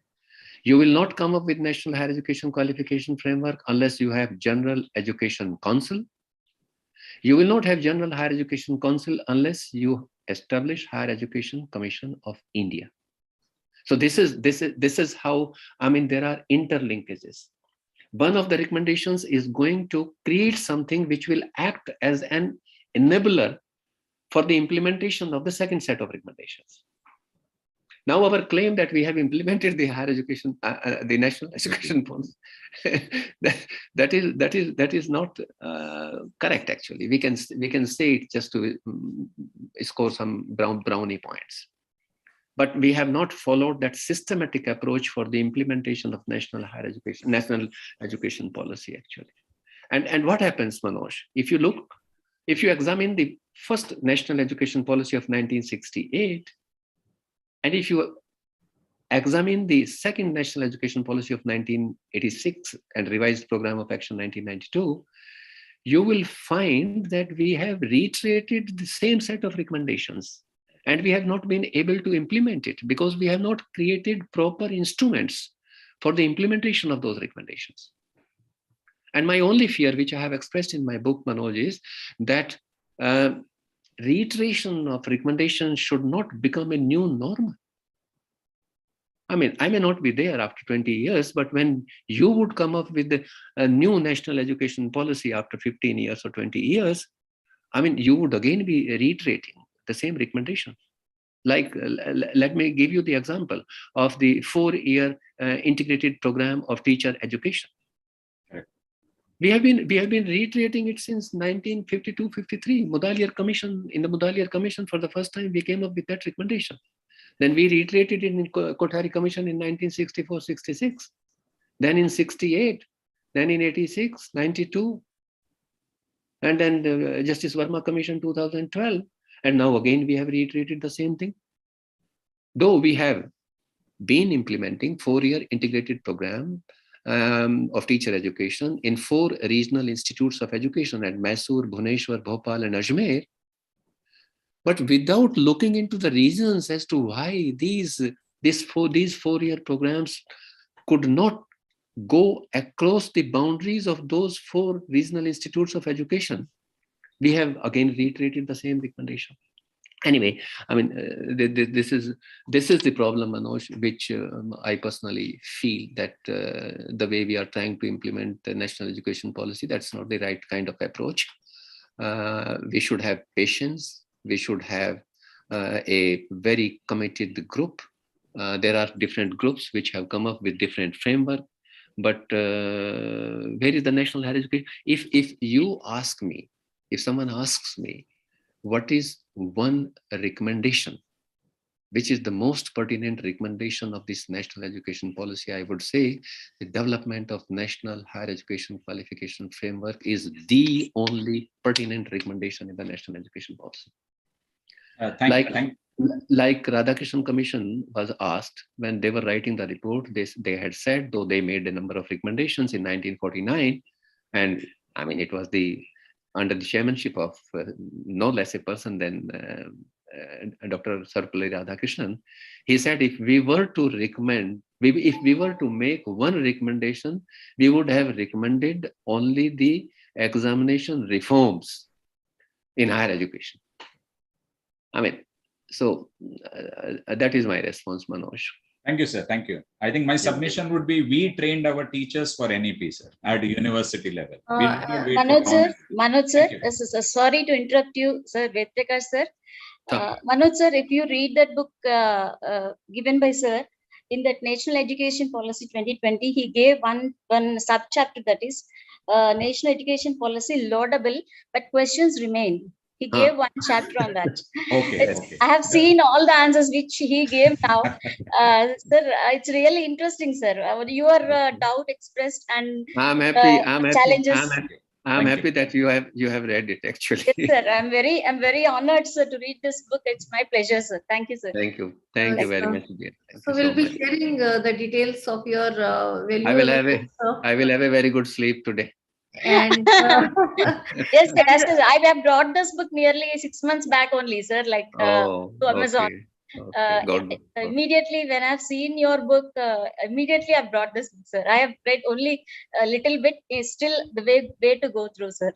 Thank you so much. And we'll be also sharing 3 lectures which sir had delivered in National Education Policy FDP that we had conducted. So that also will be adding value to this particular FDP, because yes, that is how our education system will be moving at. So we'll be getting enrichment. And I think 2 more questions from Dr. Mamta Srivastav. And I think I could see one more hand. So please, Dr. Mamta, and then we will be. Good evening, sir.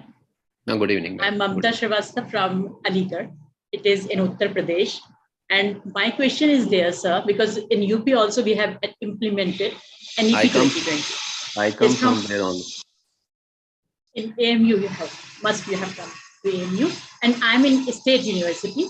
So what's the problem there, sir? Because it was implemented, but the things, how they are implemented, they are in very pitiable condition. So as an educationist, I request you that there should be some training programs for the leaders, just like the principals and vice chancellors, etc., so that they could implement, just like multidisciplinary system. And in multidisciplinary system, now they have made the bouquet. Bouquet means the subject bouquet. Now they are not asking from the students, what do you want? In which field you have interest? And what they have done, because they feel comfortable that I should give history, political science, and Hindi. So they are giving according to their notion. So the future with the thought, with the vision with which it is made, and it will go lost.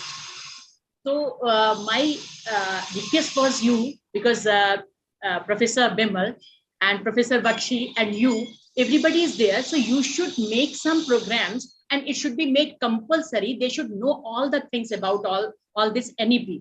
Otherwise, you know that you have introduced the vocational courses, and what is happening in vocational courses means they are not giving 75 hours. They are just doing the formalities. And in those formalities, because we have 7 courses in my college, so the formalities is going on. What will be there? The vision, the result will be totally lost if it will not be improved or it will not be taken care at the very moment. So, sir, as a teacher, it is my worry, because really I welcome NEP 2020, and it is giving certainly a very high vision to India and the education system of India. Sir, please. So that was my request to you, that as an educationist, you all should do something so that it should be improved, and it should be, you can say that escaped from going wrong, on the wrong path. Which is why I tried to bring out that book after the National Education Policy. But sir, nobody is knowing about that book. And Now I leave it Yes. to people like Manoj and Vimal and that girl from Hyderabad, to take over because we have done our Sir, I'm Dr. Radhika, sir. Radhika, yeah. Uh, No, you are well, you are very right. Actually, that is what is needed. Yeah. And there is See, one of the serious Mamtaji, you have this. Go. Okay. People are not able to make distinction between multidisciplinarity and interdisciplinarity. And this is one of the shortcomings of the national education policy, actually. Sir, they take like the synonyms. They take like the synonyms. They were, yeah, that's the problem, actually. But people like you who are enlightened people, I think you must organize programs and you must clarify these kinds of things. And you should collaborate with other institutions for the purposes of implementing the national education policy. There are certain aspects which individual institutions can do, but there are certain things which collaboratively you can do. So you should collaborate with other sister institutions and come up with that. You will be in a better position. For instance, if you are to revisit the choice-based credit system, if you do it in collaboration with other institutions, you would do a better job. Similarly, if you are to revisit the national skill qualification framework and you have to add some more levels and you have to lay down the national occupational standards at par with the international benchmarking, then it's always better to collaborate with other sister institutions, including the sector skill councils, which are entrusted with the responsibility of laying down national occupational standards. Giving vocational orientation to higher education is of paramount significance. So there are issues which I think we need to look into, and we should jointly address those issues. For instance, if you are to develop national higher education qualification framework, it is not the job of an individual university or individual college or institution. So and the problem is going to be very, very complex when you are going to transform all colleges into degree award or autonomous degree awarding autonomous institutions. How are you going to ensure the parity of academic standards? I mean, you have 39,933 colleges in this country. You have colleges wherein the student enrollment is of the order of 6,000 and 7,000 or 8,000. But you also have colleges where you have only 3 units from the National Council for Teacher Education. You have only 120 students. So how are you going to make it a multi-faculty institution? Some existing institutions are already multi-faculty.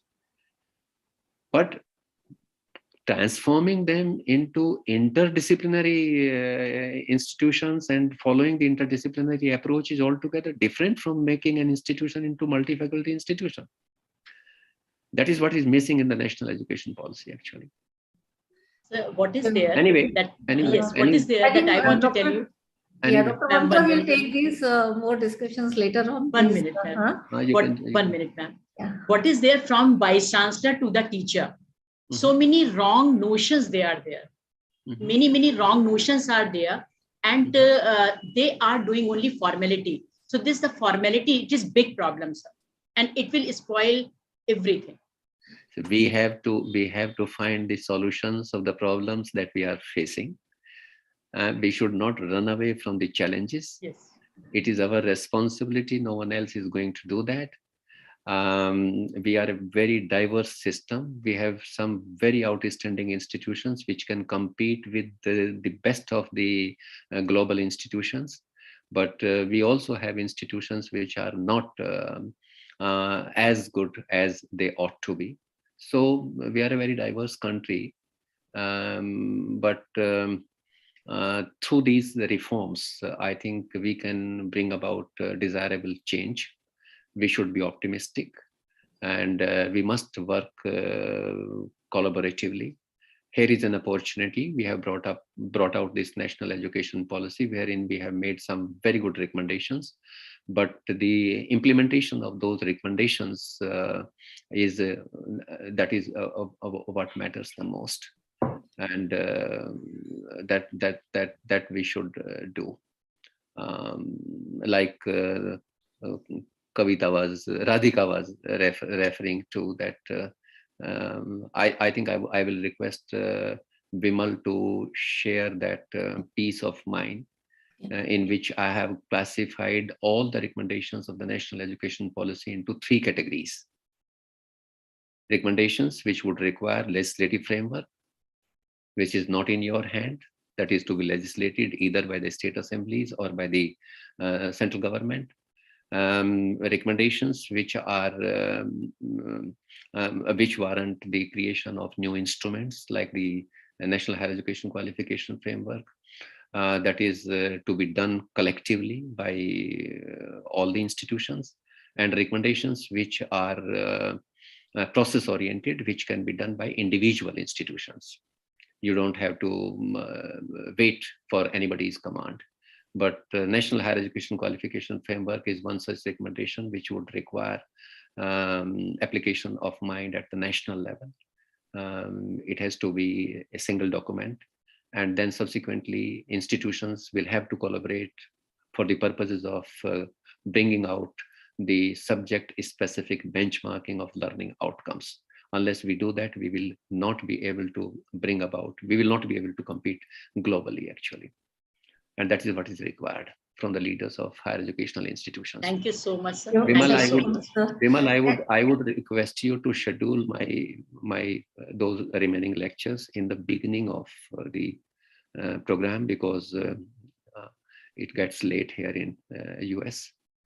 Right. Yes, sir, please, sir.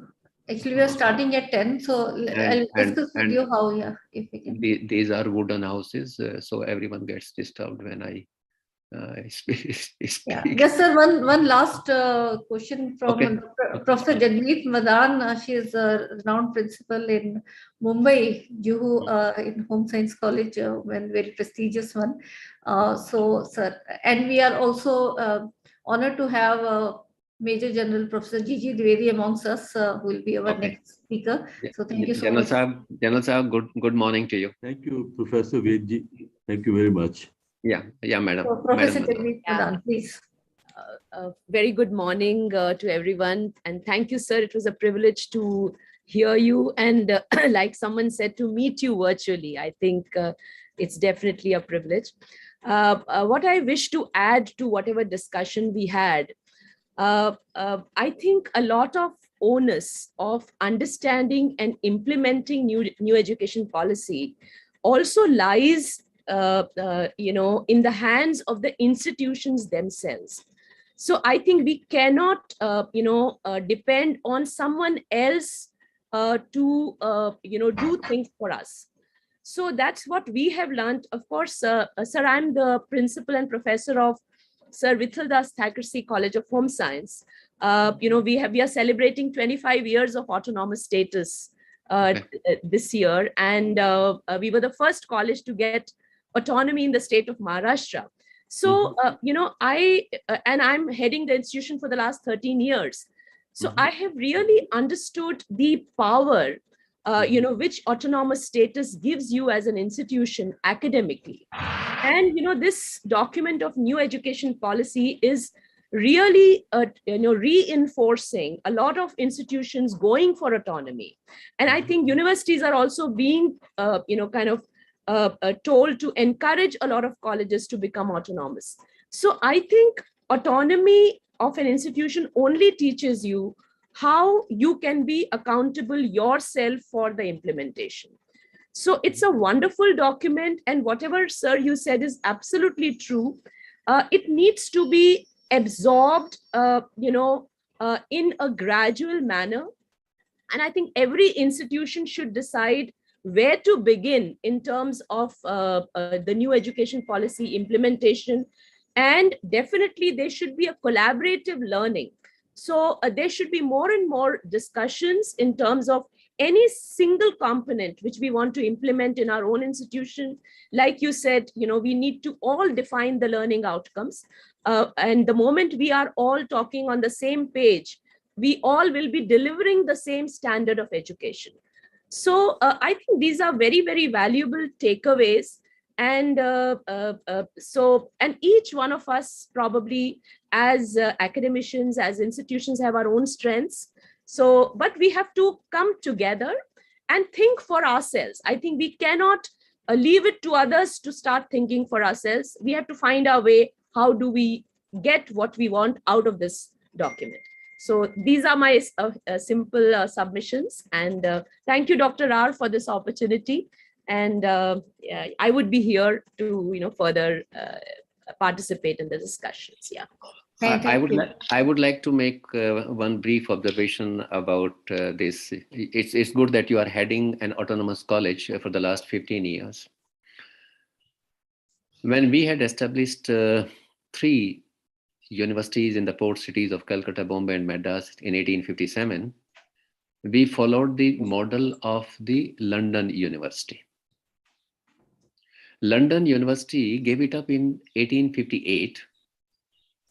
And we are still continuing with that model, affiliating model, until this day. We had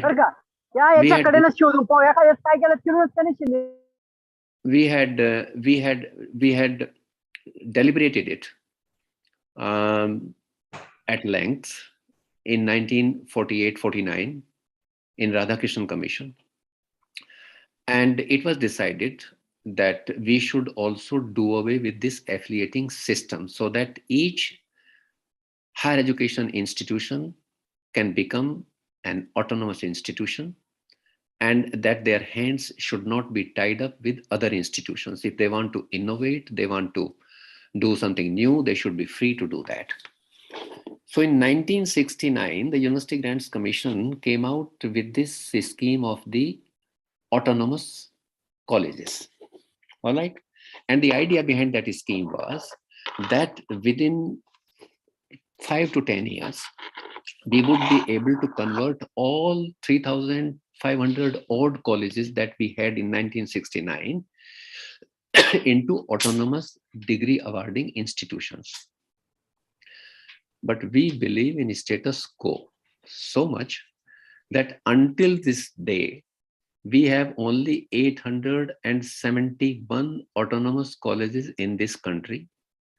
There are states wherein you do not have a single autonomous college because the universities have not played the proactive role, because universities fear to lose the money by way of granting them autonomy, and because the autonomous colleges have also not discharged their role and function in a manner that they can be given the degree awarding powers.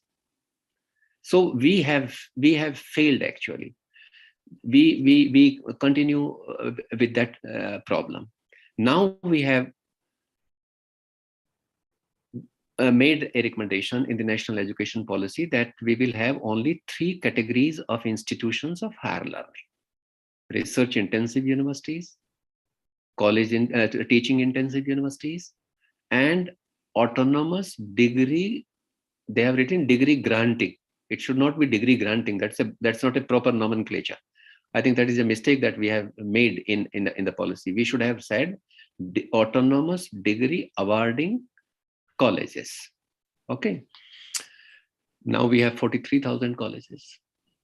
And we have colleges like that of yours. We have some very illustrious colleges in our country, like Madras Christian College, like Ethiraj College, Chennai, like Presidency College, like St. Stephen, many. But at the same time, we have other set of institutions.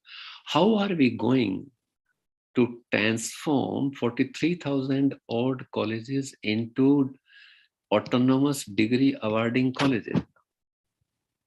Had we taken up this issue with all seriousness in 1969, in 10 years' time, we would have been able to convert all these colleges into degree awarding institutions. We have not done that. So this is the problem of higher education, that we sleep. We are a fantastic country.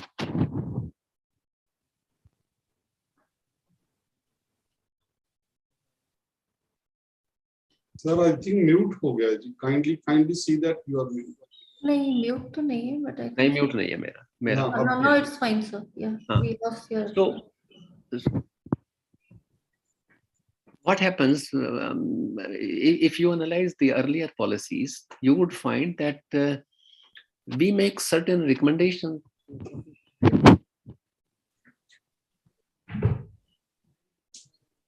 Not implemented.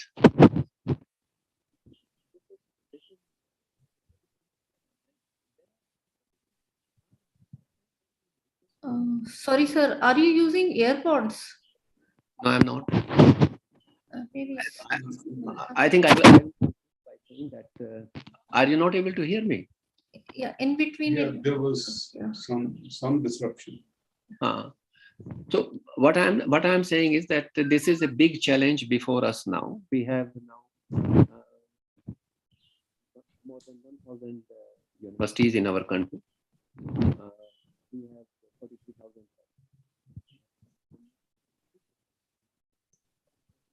Sir, again, there is some disruption in the audio.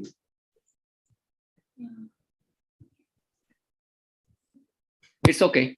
So yeah, we have issues. I think we need to deliberate upon these issues, and we should try to find solutions. If we are not able to, on the basis of the recommendation of this new national education policy, if we are able to transform half of the colleges into degree awarding institutions, I think we should be very happy about it. Yeah. Thank you so much. Thank you very much for your time, and very quickly, a vote of thanks for the inaugural. My special thanks to Professor Ved Prakash sir for being in this odd hour of timing of yours, sir. Please, and we are looking forward to your valuable sessions tomorrow and day after also. And again, my gratitude to Professor Bakshi for being with us in the inaugural. Again, my respect and regards to Professor Jaswinder Singh for sparing his time again with us in this morning hours, in spite of all of your busy schedules, sir. And thank you, Professor Gigi Dwivedi, sir, for joining. And we are looking, we'll be starting your session soon. And all dear colleagues who have joined and those who have not registered, still till midnight, my team will be able to take you, and do spread this message. Those who want to still join this program, they can do so. So with these words, thank you so much, sir, for being a part of inaugural, and we will be now starting the next session. Just 3 minutes break we will have, all of us.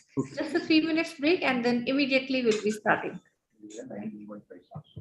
Okay, thank you very much. Kindly have a nice sleep, sir. Thank you. Thank you. We are extremely sorry for disturbing. No, it's okay. It's okay. It's always a pleasure to be with you. Thank you. Thank you so much, sir. And good Thank you, night. Vimal. Thank you, Bakshi sir. क्या हुआ?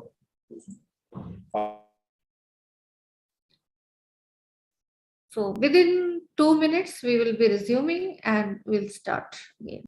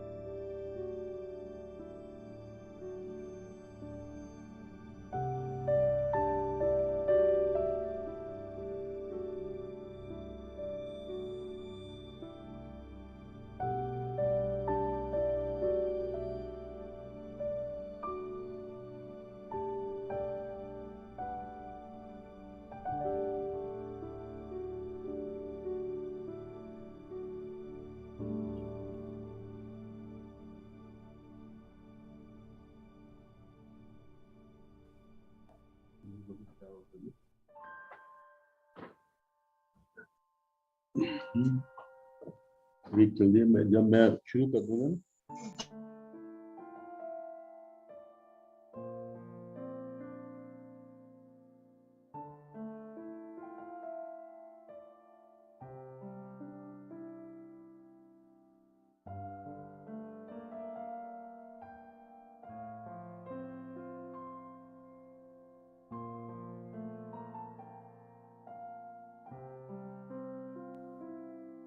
Okay, welcome back. Now we start with our first technical session. And for that, we have a very distinguished speaker who will be taking many sessions with us. Welcome, Major General Professor G.G. Thank you. Vedic, sir. Thank you. And sir is a professor of geostrategy, IR management studies. And let me take you through his very brief profile, although again, it's a very long one that we have condensed.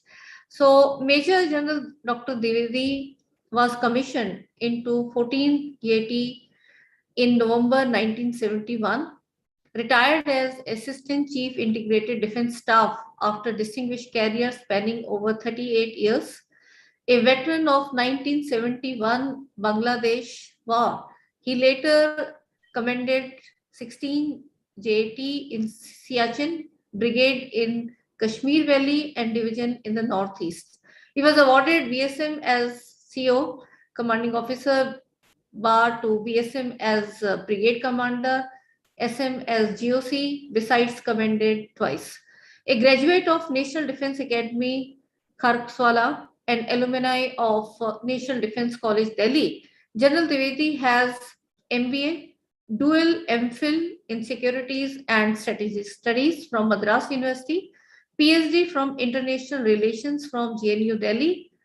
He has attended Art and Practice of Leadership Development, Senior Executive Programs, National and International Security, and Leadership Decision Making at Harvard Kennedy School, obtained his Executive Education Certificate in Leadership and Public Policy. He has been a faculty at Indian Military Dehradun and Defense Services Staff College, Wellington, served as Defense Attaché in China, Mongolia, and North Korea. As Major General and Assistant Chief, he was instrumental in formulation of number of military doctrines and policy paper. From 2013 to 2017, General Dwivedi was Professor cum Founder, Chair, Faculty of International Studies, Aligarh Muslim University. Currently, he is visiting professor at Lal Bahadur Shastri Institution of Management, Delhi, Punjab University, Chandigarh, North Cape University, Gurgaon, besides resource persons with various UGC HRDCs and to our center as well from many years. As chairman of School of Universal Leadership and Strategy, he is engaged in leadership development initiative, frequently guest speaks at reputed forums in India and abroad. A keen student of geostrategy and international relations, he has authored and edited various books, written over more than 60 research articles, 80 short pieces for leading professional journals and national dailies. Member of renowned think tanks and distinguished fellow with USI, he regularly appears as a panelist on various national TVs. So we are truly delighted to have you amongst us, sir, and we request you to take your deliberations further. And I have shared that case study with all of these colleagues in their WhatsApp group. So that is something you can refer to the correct time and they can take care. So please, over to you, sir. Welcome. Thank you, Professor Rao, for very elaborate introduction, and my greetings to Professor Bakshi Sahab and all the other guests who are present, and of course the participants.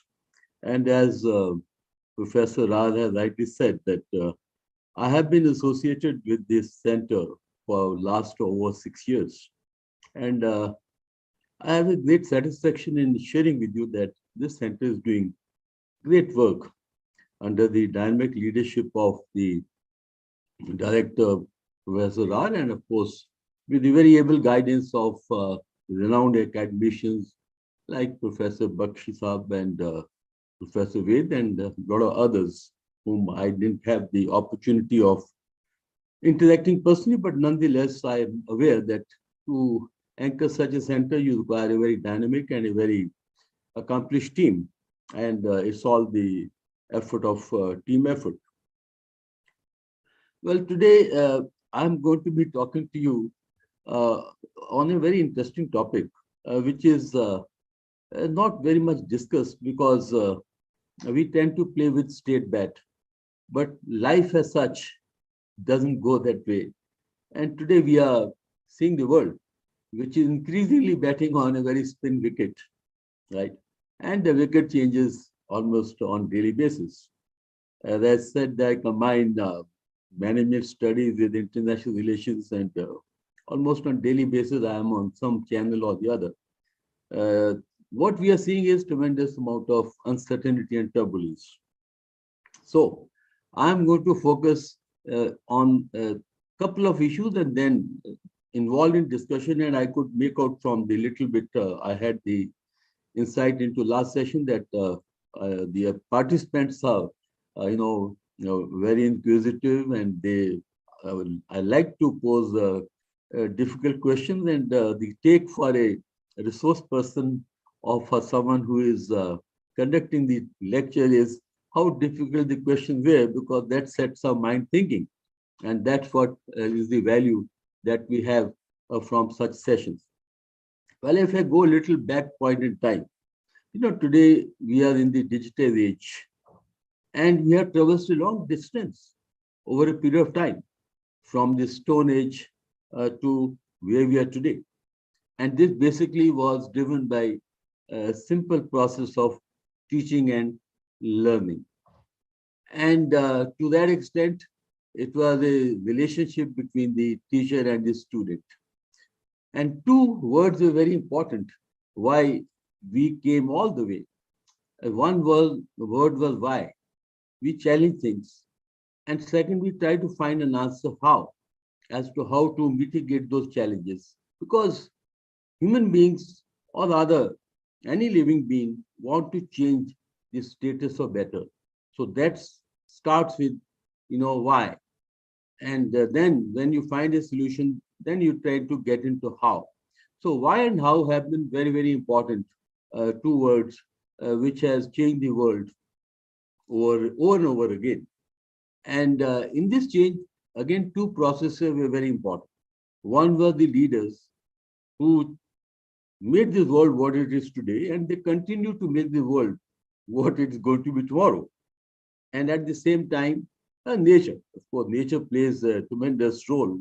And today we are very, very sensitive to the climatology, environment, ecosystem. Because if you challenge nature, then you have to pay a very heavy price and heavy penalty. So what today I'm going to be talking is that how you should be leading in the era of disruption. Because there was a time when things moved at a very slow pace, and you had enough time to react and to even mull over these issues. But today things are changing at hyper pace. And therefore, you have to have a great agility to not only react to those issues, but how to actually foresee. Because leadership is largely how you foresee this situation developing. Reactive is one part of it, but the great leadership is how you can foresee, how you can join dots, how you can foresee disrupting forces. And many times you as a leader have to disrupt, like Professor Ved was talking about the national education policy. Basically, is going to disrupt. And disruption sometimes is intended, and sometimes it is imposed. Sometimes it is by design, sometimes it is by providence. But good leadership is when you initiate disruption as part of the design. And that's where the acme of leadership comes in, that you anticipate. And I think I again picked up a little bit that in 1969, had we done something to change the policies while the world has, almost dumped all those principles and especially the methodologies and pedagogies, but we are still continuing. I remember in 1973, I was a young lieutenant, and we are entering the age of two-wheelers. And that's the time I also had a two-wheeler, a Java, which now again has come back, it became extinct. And I remember that we used to fill up a tank of 14 liters in about less than 28 rupees. And suddenly the 1973 war came. And then, oil was used as a weapon and the prices suddenly went to 2 rupees 50 paise. Now that time, the nations which are deficit of oil, they went on to use ethanol, and Brazil is one example. And today they are using almost 25 to 30% ethanol. And we are a sugarcane producing country. Molasses goes as a waste product. We have enough capacity, but no one thought about it. And today we are really struggling with the oil prices. The oil, petrol is more than 100 rupees a liter. And so also the diesel almost same price. The point I'm trying to make is that if leaders can anticipate and they can disrupt in time, then you have a great benefit. And if leaders don't anticipate and don't disrupt in time, then you always pay the penalty. So therefore, the topic that I'm going to be discussing today is leadership in the era of disruption. Means how the leaders are disrupting or how they are reacting to disruption. And actually, the PPT had gone out of, it was a passe. In fact, it had gone out of fashion. And we started using PPT, and then suddenly the world over PPT stopped. But last course I was attending at Harvard Kennedy School, the PPTs are back because a great research was done.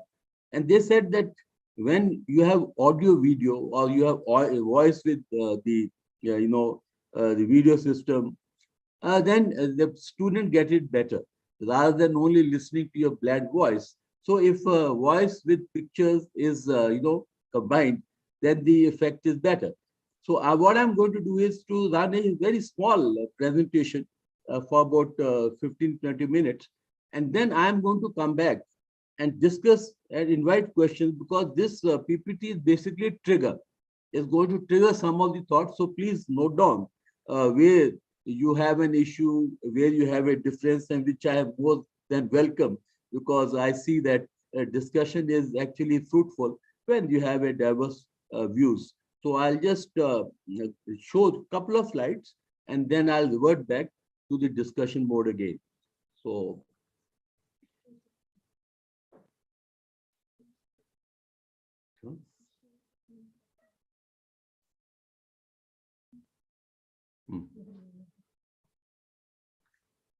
this was one.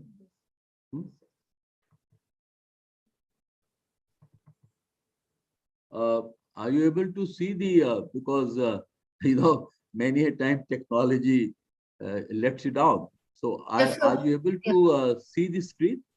Yes, sir, but just make it full screen. Okay, Yeah. right. Just 1 minute. I have support system too.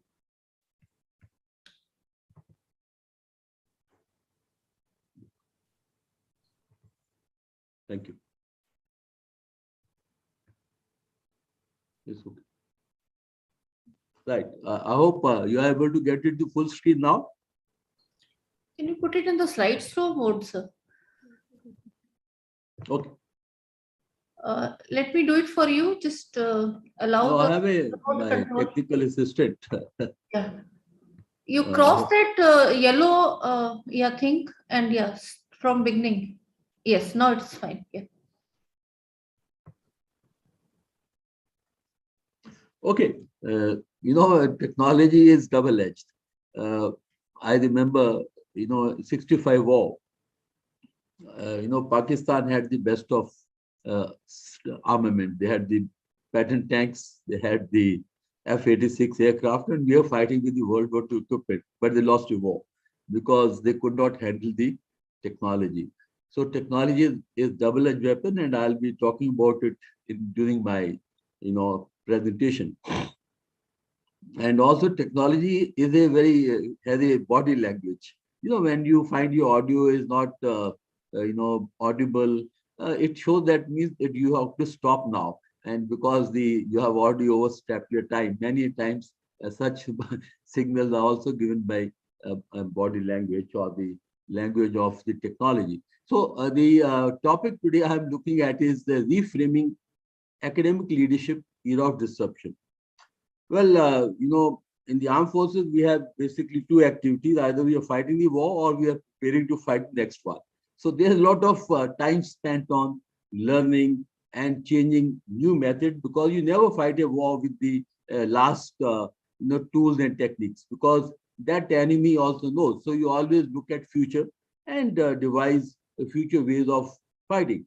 And the wars are very disruptive. You can't actually anticipate, because like Mike Tyson, he said that when you all have a plan, for everyone has a plan, but the plan actually tested when you get into the ring and get punched by the opponent. So similarly, in life or in your any profession you have a plan. Like any PE is a plan, but how the plan is being put on the ground, there are going to be a lot of headwind, and there are going to be a lot of disruption, because nothing moves as per your plan.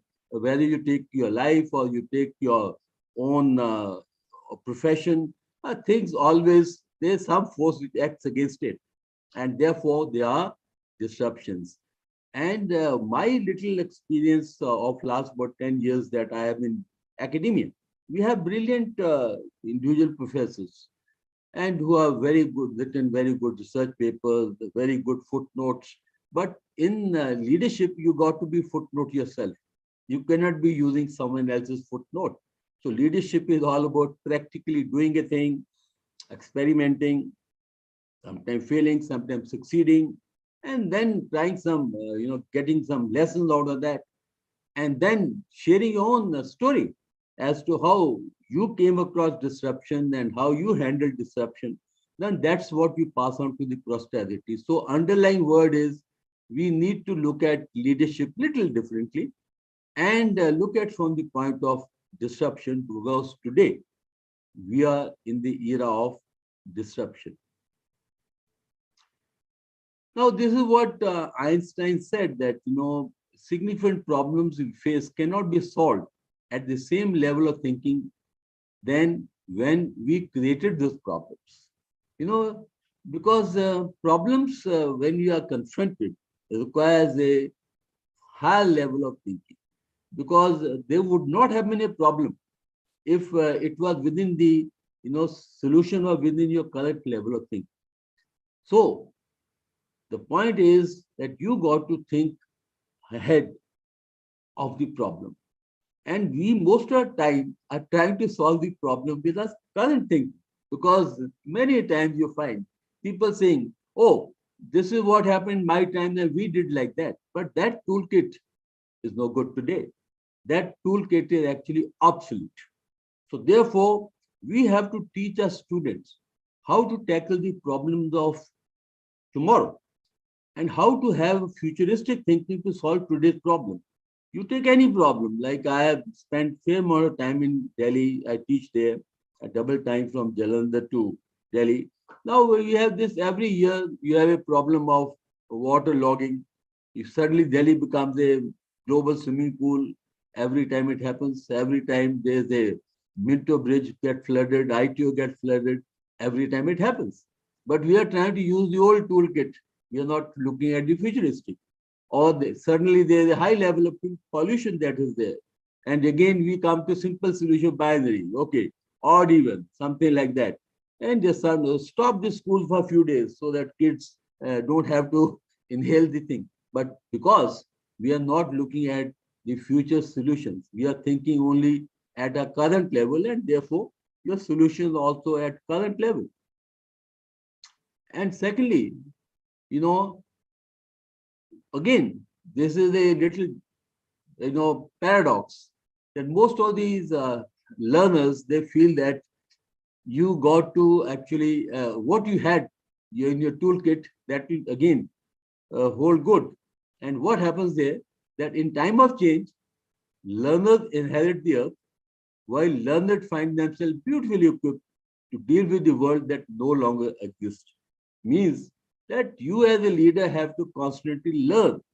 You cannot say that I have learned now all that is required and I am going to use what I already know. That is not going to hold good. So therefore, I think the leader has to continuously learn, and that's why you will be little. I mean, one has to share your own stories. After all, leadership is about sharing your own stories. When I retired young because I am a fighting forces paratrooper, JAT regiment. JAT is actually JAT regiment, and we have to retire early because you require young people to fight. So therefore, I decided at the retirement age, I am not going to do any more government job. So I'll go and teach the student. But then to teach student, you have to have some other qualification. So at the age of 58, I attempted my PhD from JNU and did it in quite a good time in about 2 years plus. I did my double MPhil, did my MBA, went to Harvard because I needed to learn. And then, of course, went to a reasonably good university, AMU. And today I am with various other universities.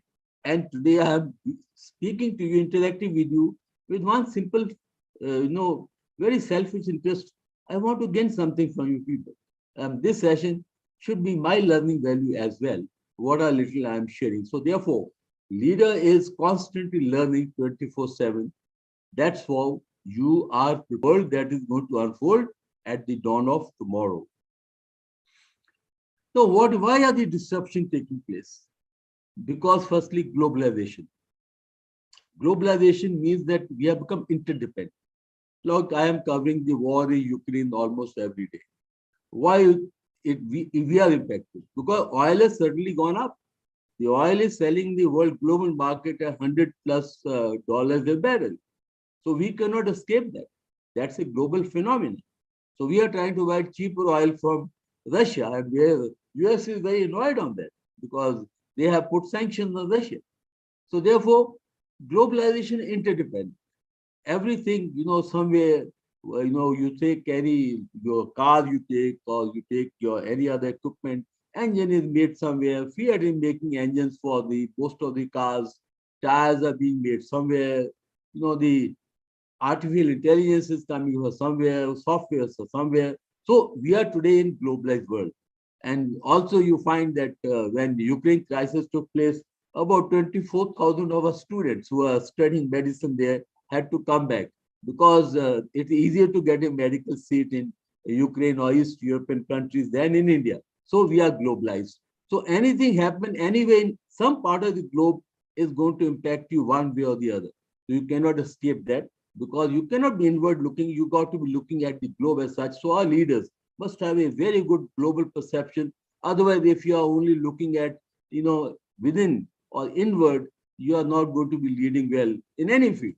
Then technology is the game changer. I'll come to this little later, but as we are doing this session, there's a courtesy blessing technology that we are sitting in different parts and yet we are able to virtually communicate with each other and overcome the geographic separation through the technological connect.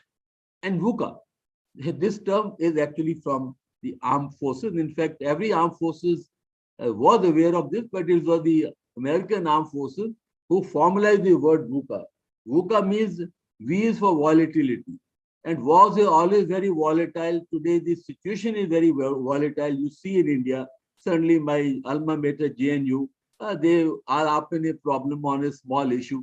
And Vice Chancellor is quite, on the hands-on to sort out the issue. So everywhere you find some volatility or the other, somewhere in some part of the country, always there is some situation. And our leadership is then tackling that situation because many times situation, as I said, has not been anticipated. Then is uncertainty. You really don't know how exactly tomorrow is going to fold out. So that's where, again, there's a big challenge for leader. Complexity. I think Professor Ved was talking about the complexity that when we have 39 or 35,000 odd colleges, how to bring them on the same grid. Every college has a different challenge. It is not one shoe fit all. you have to see the environment, local culture, local bindings.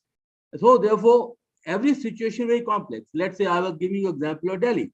We say, well, let's reduce the cars on the roads. If you reduce the cars on the roads, the automobile industry will be hit. And today, automobile industry is almost contributing to 40+%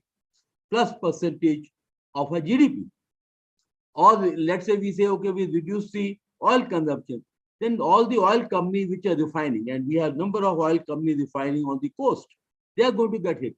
So when you tackle one issue, there's other impact on the other issue. So issues are very complex. They're not very straight cut. And then is ambiguity. You actually don't know how the result will play out. You see in the elections how much ambiguity is there. You see when you put a government in their own wisdom, evolved 3 farm laws. They seem to be progressive, but then we saw the farmers' agitation for 1 year, and I myself suffered 2-3 times on the roadside, had to bear the brunt, though I belong to the same farmer belt, and ultimately the laws were scrapped after 1 year. Ambiguity means you are not able to figure out how the situation is going to pan out. Now, this is how the world has evolved. We started with the agriculture age. That means till about 18th century, we are only growing corn, wheat, whatever it is, and consuming. There are very little, mechanization. Most of the jobs are done through either the human, muscle power or the animals. Then we came into industrial age. That was in 19th century, the age when a lot of industries took off in the West. And we missed out because we are at the time being colonized. So we only sent raw products to places like Sheffield, Birmingham, Manchester, got these, finished products. But that's the time world industrialized. We missed out on that, and we are still paying the price for that. Then we came on the information age. That is something in the 60s or 50s, computers came, again World War II. Then we became more, people said whoever has the information has the power. Then we became knowledge workers because industry wanted same type of tools and techniques, same formulas.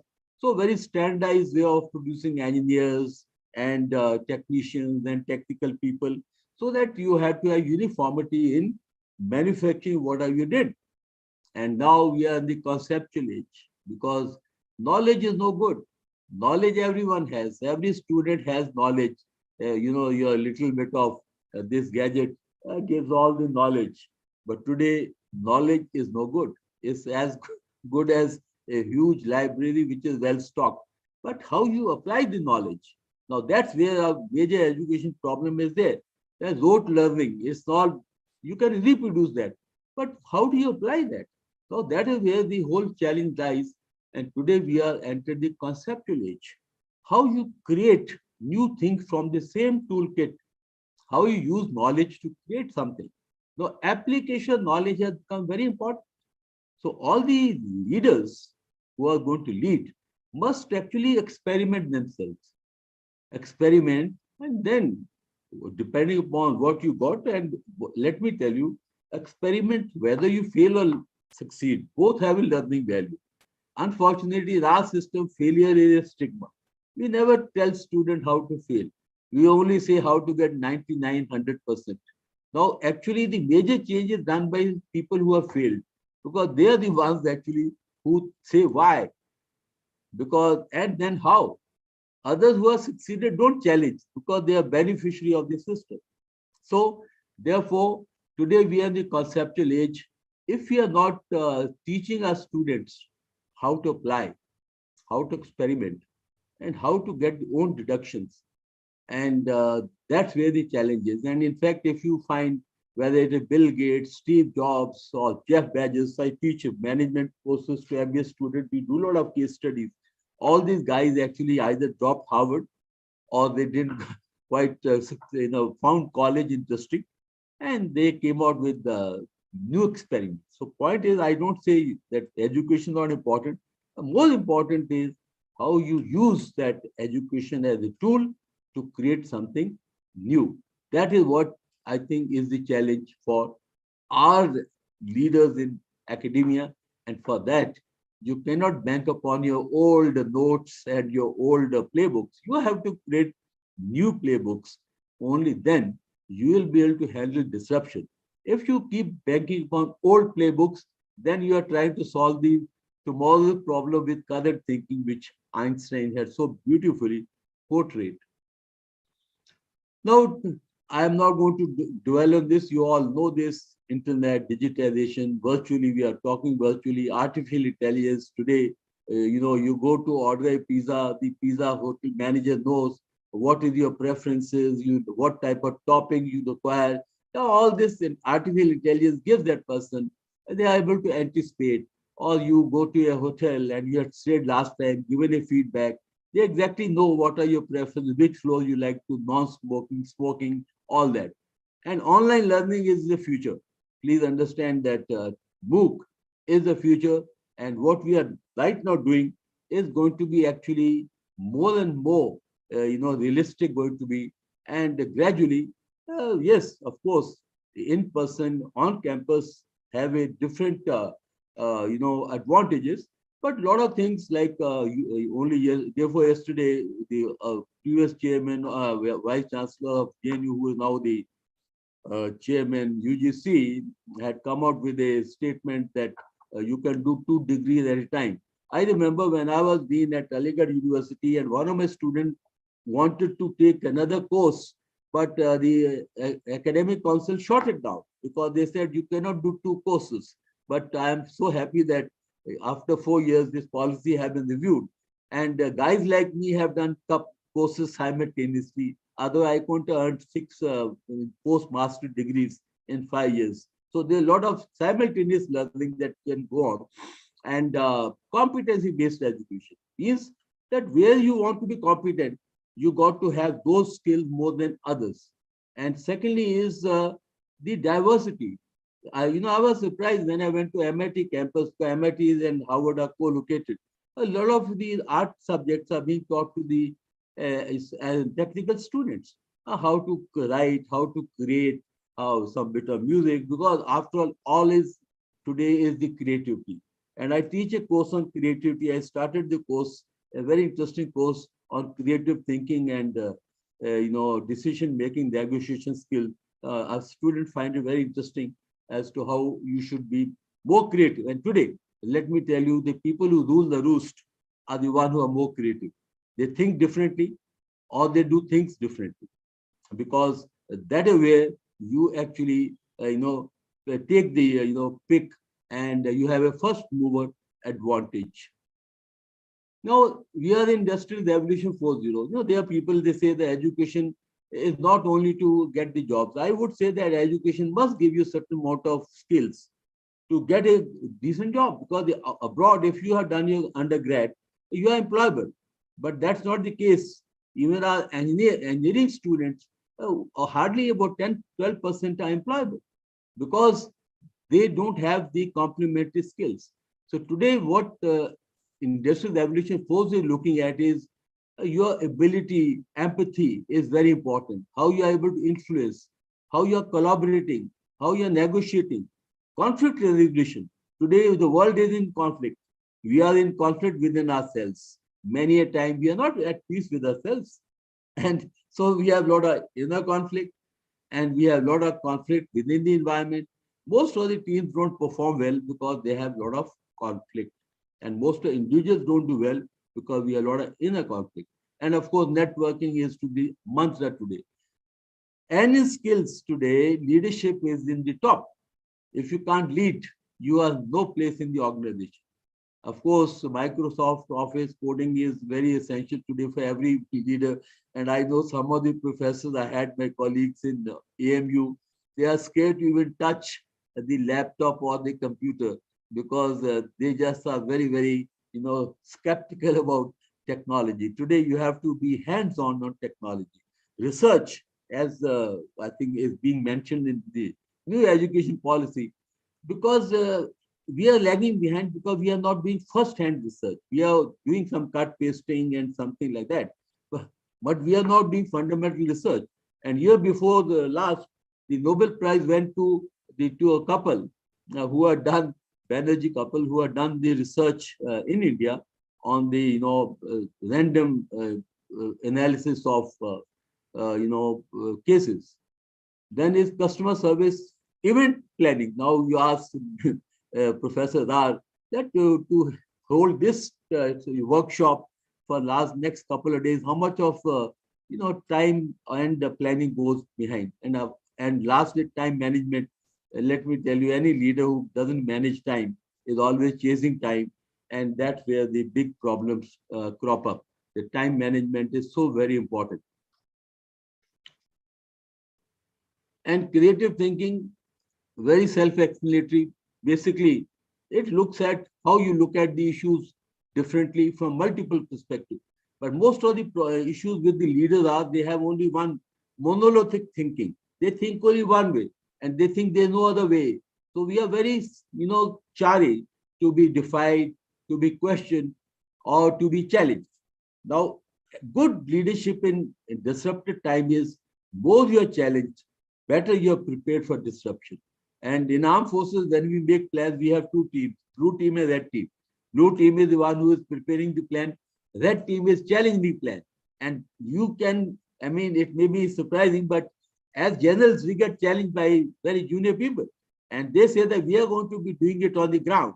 So therefore, this is our view. So it is very important to have multiple views of an issue. Lateral thinking is actually breaking the patterns, because everything is in a pattern. Once you start to study the pattern, let's say this coronavirus came, after when you have to study the pattern, you have to study the whole evolution, and then genealogy, and then you are able to find out where is the problem. Until you go deeper, you cannot get it right. And creative approach means out of the box solution. We tend to go by the previous playbooks, but today the world is seeking new playbooks, and new playbooks have to be constantly evolved. And that once again is the outcome of creative thinking and your negotiation skills. And there's a little different. I'm not asking questions because time is tight, but I am going to throw the house open in next about 5 minutes time. Creative thinking, critical thinking is very important, because creative thinking more general, non-judgmental, it is seamless. And please remember that creative thinking is in the right brain, whereas the rote learning, the reproduction, memorizing is on the left brain. So we have to shift the thinking more onto the right brain. And critical thinking more analytical, means when you have identified a problem, then you are trying to get the solution right. It's more judgmental, more selective, and as I said, is the left brain function. Now, this is what is very important, is your mindful learning. Mindful learning is very holistic. It is not one shoe fit all. You cater to the requirement of every individual. It's very flexible in the approach and very experiential, means you do new experiment to put across the things.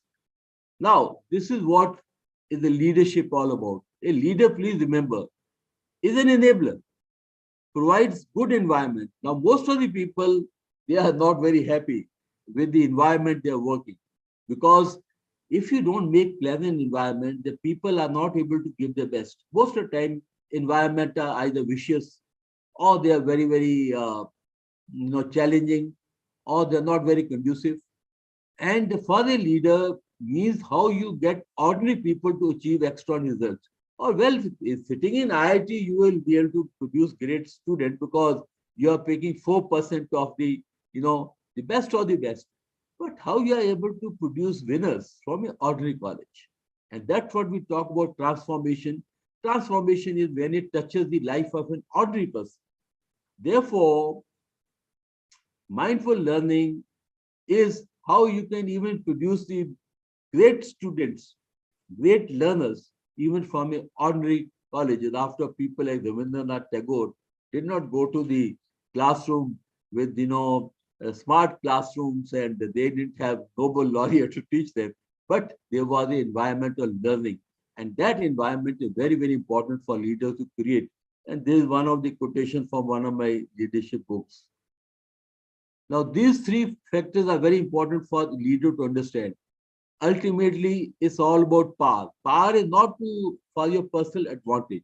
Power is how much you can change things for the larger masses, for the larger student, for your organization.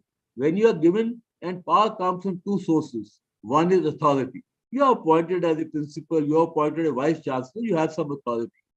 But actual power comes from influence. How you are able to influence people without authority. After a person like Mahatma Gandhi or Martin Luther King really didn't have any proper authority, but it was a function of influence. And influence is one which carries far and great, which we'll discuss from the small, case study I gave you.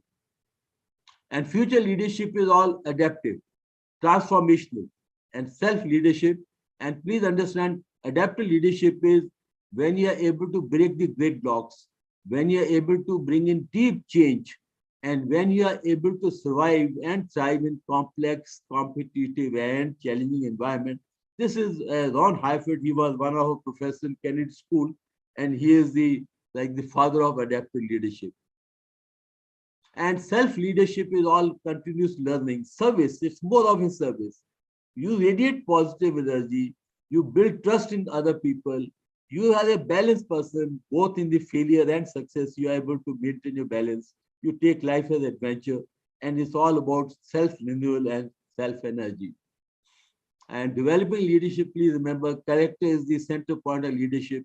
You have the great amount of emotional intelligence, and of course, you have to be competent. Well, I just wind up with these following thoughts. Firstly, please remember, we are in the era of disruption. We are in the conceptual age. Creative thinking, mindful learning is the mantra. Role of the teacher is from teaching to learning, from teacher to mentor, knowledge to wisdom, and aptitude to attitude. Change is hyper-paced. We have to accept it. Survival is of the fittest, and adaptive leadership is the mantra of the day. Okay, I'm just now going to come back to you, and then we are going to discuss some of the important points.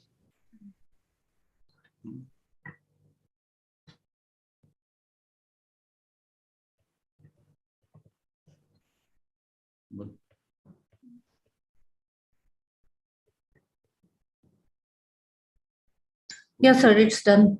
Okay, thank you. Right. So we have, I said I'll take 30 minutes, I'll take 35. And please now shoot your questions, and then next about 10 minutes, we'll discuss the case study mountain and molehill. Some of the issues will be answered. Now I'm open to questions, basically questions related to leadership in the era of disruption.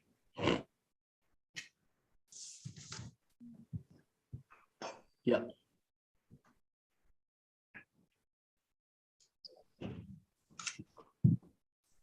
Vimal madam, can I go ahead?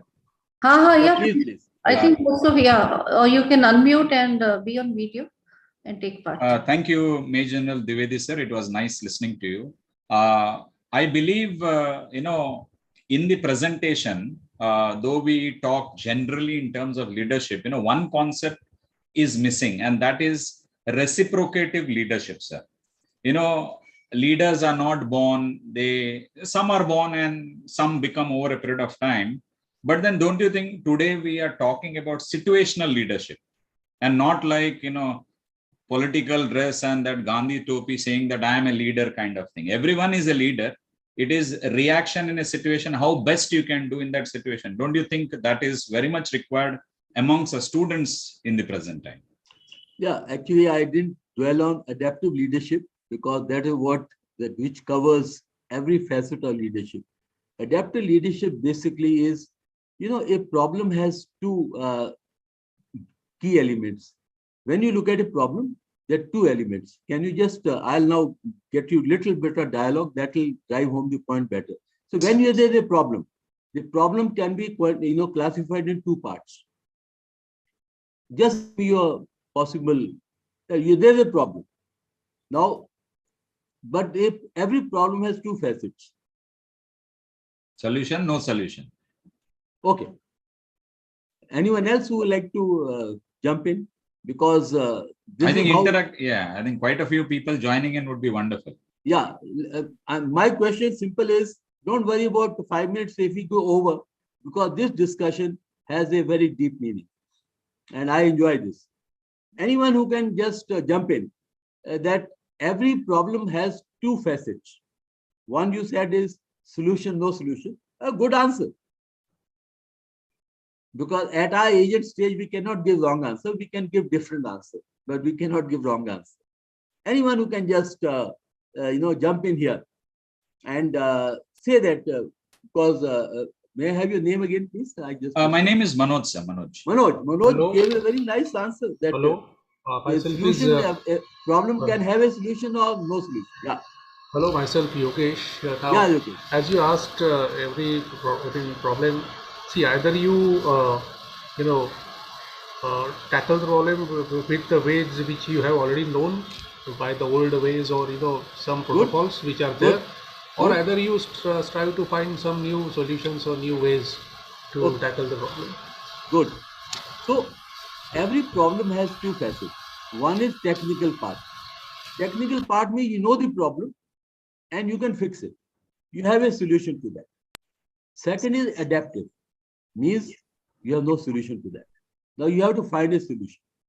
And when if you are confronted with a problem which doesn't have solution, that requires a new playbook. That requires a new thinking. That requires what Einstein exactly said, that you got to now evolve solutions to the problem. Now, like let's say our education system, we found that there is a major problem, that is a rote learning. It doesn't encourage you to think beyond. You have to give a set answer. Now the problem is, one is technical. I mean, you take out a new education policy, you have made a policy, put the policy. Adaptive challenge is how to implement the policy, because that is the adaptive challenge. And there comes a situation. Each institution will have different situation. Each institution has different challenges. So therefore, when you tackle the problem which doesn't have solution, it requires adaptive approach. And that's what covers what you said, because I wanted to have this for discussion. Adaptive approach means a different situation, different context, no solution, new solution. Now, I gave you example of Delhi pollution. One solution, what the technical people are binary. Our Honorable Chief Minister is very fond of binary. Okay, odd even, good, fine. But that doesn't tackle the solution or give break to the student. Doesn't tackle the solution. Solution has to be found, and it's a very complex solution, because if you do one thing, you say okay, we'll have less cars on Delhi road, then how people will commute? That means we'll have to have better, mass transportation system. Second example I give you, I do a lot of experiments. So I again drove back last week from Delhi to Jalandhar. Right now I am in Jalandhar. Now there's a very big problem of how we are commuting on the road. What happens is that the heaviest vehicle is on the right lane. Then we have the tractors again in the right lane. Then we have the cars going into the left lane. Now, the adaptive approach is that the heavier vehicle should move on the outer lane, and the lighter vehicle, faster vehicle must move the inner lane. So what happened? Delhi gave an order last week that all the commercial vehicles will move in the left lane. So what happens from Gurgaon to Dhola Kuan, it used to take me 40 minutes. Now it took me only 15 minutes. Every vehicle, commercial vehicle, was moving on the left lane. Now this is adaptive challenge. Means you can make a policy, but when you have to implement the policy, that's an adaptive challenge. Means you have to break the gridlocks. Today in India, the biggest gridlock is our political system. Great system. But who are the people who ultimately take the field in the parliament? 543 wise people. Are you satisfied with them? No, because 40% have cases against them. Now, how you change the system is adaptive challenge. Everything is laid down, who can get elected, but there is a challenge. That person, Supreme Court or the court says that until you are proved guilty, you are not guilty. So the guy is fighting the case sitting there. Now, this is an adaptive challenge. So, what Manoj you said was very right. The challenge today is adaptive approach, which means addressing the adaptive challenge. Technical challenge is very easy. You can get a technical, toolkit to handle that. But how to exactly translate that toolkit into ground operation is an adaptive challenge. I hope I made myself clear. Good afternoon, sir. Yeah. I am Ravneet from Chandigarh. Yeah. Sir, just to add to the whole picture, usually we have in academia, usually we have in the position of principals those who are by seniority. Yes. So is it by this parameter? This parameter is essential, that decision making, adaptive changes, looking at the bigger picture. So there are people who've not traveled, who do not have exposures, who've been in the comfort zone and are there by seniority. So is this parameter coming up? I, with my own experience of NCC, NSS, international travels, etc., sometimes you feel choked as to not being listened to, or today morning's session of Professor Ved Prakash was again choking for me, because you feel suffocated and going waste because there are no listeners to take you to adapt to the bigger understanding of things. So your take on this, sir? Great question, Dr. Zamit. Firstly, I have a lot of love with Chandigarh. As a captain, I posted there some very good memories of my time there. Right. You're so right. If seniority is the criteria, you got no other selection criteria. Computer will tell you who is the senior most and you put the person in the chair. And in army, we don't follow the seniority. We follow merit come seniority. I mean, like say there's a batch of, I'm 71 batch. So when we came for general position, there were about 200 people in the fray and the best 30 were taken, because you never win the war with second string.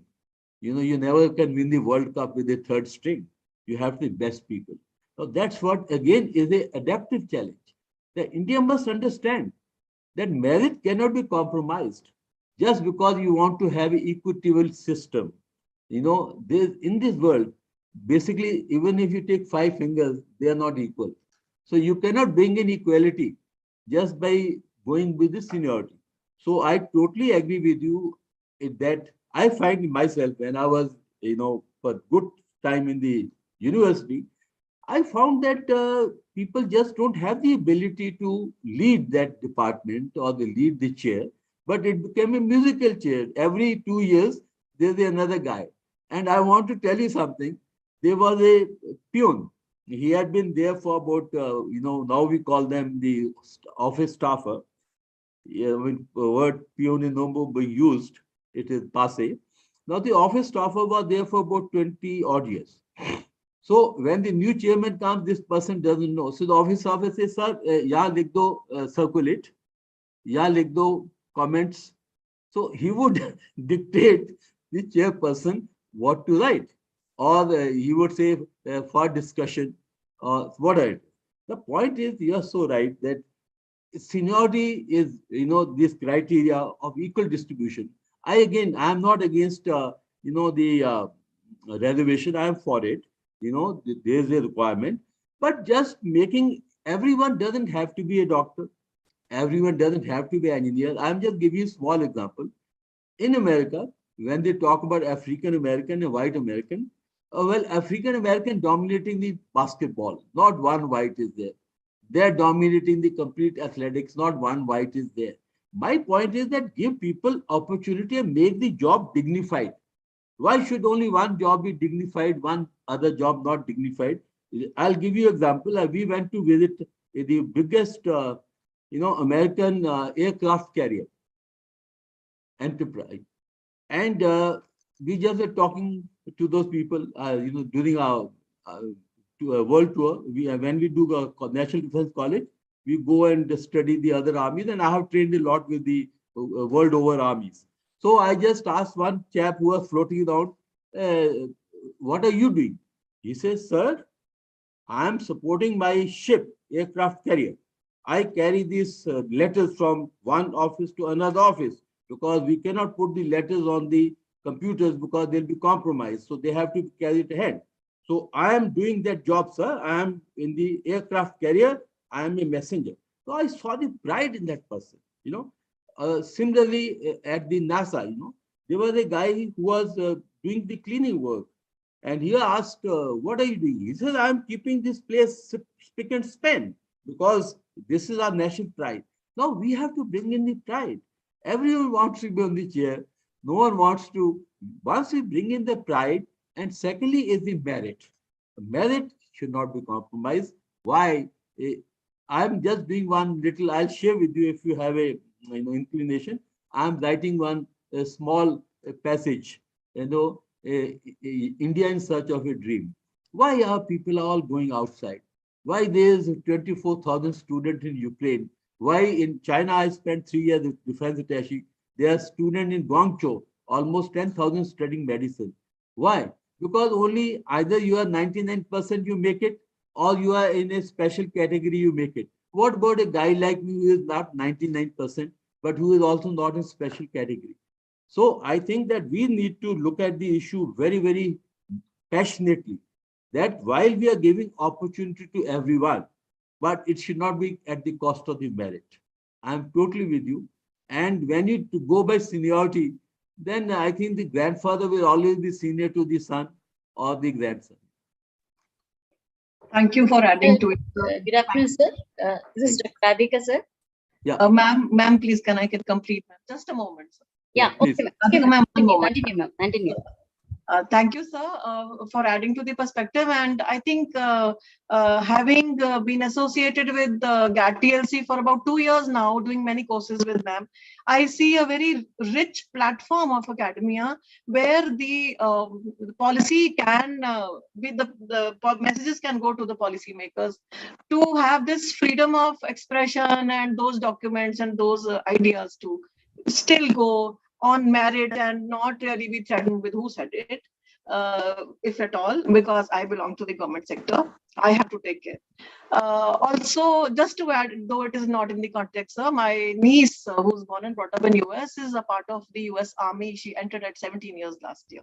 So I really find those ideas and that endorsing the ethics and all of that, the fitness, of course, doing that, and still see an opportunity and those passion thing that we deliver every day to the classroom and to the activities. But we've got to break the ceiling and bring the right people who can bring the change. Otherwise, those who do not have the bigger perspective will not be able to fulfill the dream of making India at par with those universities that we've been able to visit on our own.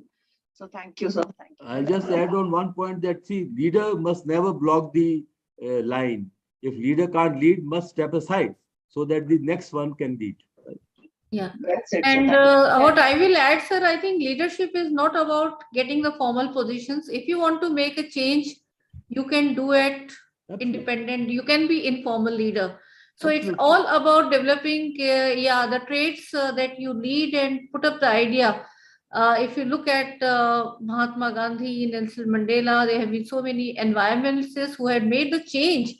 So it is not about, although in this we are more about academic leadership, but it does not mean that we are talking about vice chancellors or principals in making. We are also talking about each and every teacher who is a leader and a role model for their students. So that also should be developed, and it has to be taken in that spirit. If I am right, that General. Yes, absolutely. And madam, if I showed you the triangle, I said authority, influence, and power. The lot of leadership is in the function of influence, where you have no authority, where you have no formal position. And leadership is all about action. A person at the base of the pyramid, through action, can actually make a great leadership role. And in the wars, I have written a couple of articles. You may like to read one article, 14-yard capture of Comera. It came in Tribune sometime back. And you can actually catch a lot of my articles, which actually signifies that leadership is all about action. And there's a lot of leadership at the base of the pyramid. And the people who are unknown faces actually are driving a nation, society, or a country. They may be unknown faces, but their contribution is phenomenal. Sir, good afternoon, sir. This is Dr. Radhika, sir. Vimal ma'am, can I ask the question? Yeah, please. Good afternoon, sir. Very honored to see you and ask you questions, sir. Sir, the question which I'm asking is related to the ma'am previously, which she asked, and as well as the Vimal ma'am, which she raised also. Sir, in this present time of identity crisis, where every person, like as a lecturer or a teacher or any other personnel in the educational institution, they're craving for, like when we are growing for any other like one in one productive aspect, the other people are pulling us back in some other way, like that identity crisis is there, and the ego clutches are in between, and where there is the link between this and academic performance and academic context, or the institutional performance, all those things. Definitely there is some connection between these two, I think, sir. I want an explanation. It's not like principal, or as madam told, it's not like teacher, or it's not like something. It may be whoever the person in the institution, inside the campus, even the students also. So that one part, sir, I would like to ask you. And second part, ma'am, Vimal ma'am, which I would like to request you is, like, this type of discussions and deliberations which we are having with you is confined to me only, or confined to some few people in our states. So I ask you to extend some of these discussions to other colleges, important colleges, or make a documentation of it, so that it will become throw a light on the problems which all the institutions are facing, and which have a good idea of the so-called Professor Major General sir and Ved Prakash sir's suggestions. They can have those as well, as, because even I'm giving sending all the your what do you call FDPs to so many people, and so many people are not at all reacting, and not at all responding here in our place. I'm telling them that is not I'm not generalizing there. So in that way, I'm just this is my request for you, ma'am. And sir, my question is that, sir, the relation between the ego and identity crisis and the academic performance. That's it. Well, I think there are 2-3 issues, which you have raised. First and foremost, that I would say leadership actually is a shared activity. It's not a confined to one individual. It is a shared activity. Like the team, when a team plays, you don't say only team captain will score the goal. Whoso has the ball should be able to score the goal. So yes. Therefore, team is a very shared activity, and it means empowerment. Until you train everyone to score a goal, then it's not an empowered team. So it means team has to empower. When you're empowering a team, you can't be having ego, because you have to accept everyone as equal. That's how you will win. Because sometimes you see, when you're playing cricket, team captain may be out at 0, but then the tail ender may actually score a century, because you are empowered people. So I would say that as far as leadership is concerned, there's no space for egocentric or personality orientation. Good leader empowers people, and ultimately what matters is your team should win. You may be a great laureate, but if your team is not performing, you are no good a leader. That is point number one. Yes. Second issue is that in today's environment, we have multiple specialties. Yes. Leader cannot have all these specialties. So he has to harness the best in every person. Someone is best as goalkeeper, someone is good as striker, someone is at the midfield. You have to get the best out of the people, means that you have to bring in a lot of synergy. Yes. Gone are the days when you had factions, few people are only at the top, others are just loitering around. No, you have to get everyone on the field of play and ensure that everyone's talent is put to the best. That's how, and today you see in our country, unfortunately, there's too much of, centralization. We got to decentralize, we got to empower people, and that's how you'll get the optimal result. And end of the day, leader ensures that even the last person in the line Yes, sir. Also gets fair amount of opportunity to play out his or her role. Yes, sir. Yes, sir. Yes, sir. Yes, sir. Thank you, sir. Thank you so much, sir, for your Seema valuable. wants to ask, discuss some things. Seema Tiwari, you can unmute.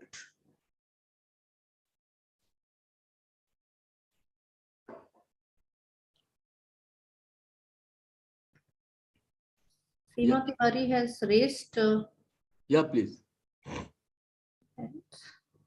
Yes, I see a hand up there.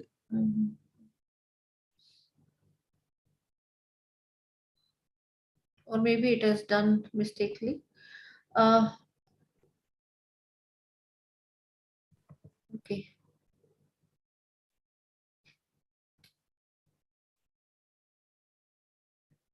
So, sir, I think we can stop for today. I just said that one case study, we can spend just 5 minutes on that. Okay, okay. Anyone can, yeah, just 5 minutes on that. The case study is with all of you in your WhatsApp group. Yeah, anyone who can just like to say what was the center theme of that article, and what do you feel was the leadership role of Mr. John? Yeah, it was. Can I answer that, sir? Please, I went Manoj. through the case. It was well. It was a beautiful read, and I felt attitude building was the theme of that particular case. You know, अपने आप को आप ठीक करो, आपका देश दुनिया automatically will be fine. That's what I thought. Good, Manoj. One more? Anyone else? Well, very well summed up, Manoj. Please, you can respond in the chats also. Yeah. Not comfortable in. Well, if I think as we are short of time, this was written by me, on the 50th anniversary of our school, and I recalled Mr. John. There are a couple of things which really are of value. You may read it again. That first and foremost is that you got to think out of the box. And you, like he came to teach us English, but what he used to tell us that, okay, all of you write a small paragraph. And then that paragraph used to be discussed rather than any prescribed book. So everyone, had the opportunity to write and be discussed. Secondly, what lightly Manoj said was the attitude. In life, ultimately, it's the attitude. It's not the aptitude. It's when you prepare someone, like in the armed forces, we work so much on attitude of a person. You may have a great weapon system, but ultimately you have to, there's a person behind the weapon system. General Patton, a great American general, he said that the wars are fought with weapons, but are won by the spirit of the men. So ultimately, it is your attitude, and attitude will decide where you are. Thirdly, do things on your own knees. What is a mountain and molehills? You may climb Mount Everest on Sherpa's back, that has no meaning. But you may climb a small hill on your own feet, that has more meaning. And I can give you any cases in point.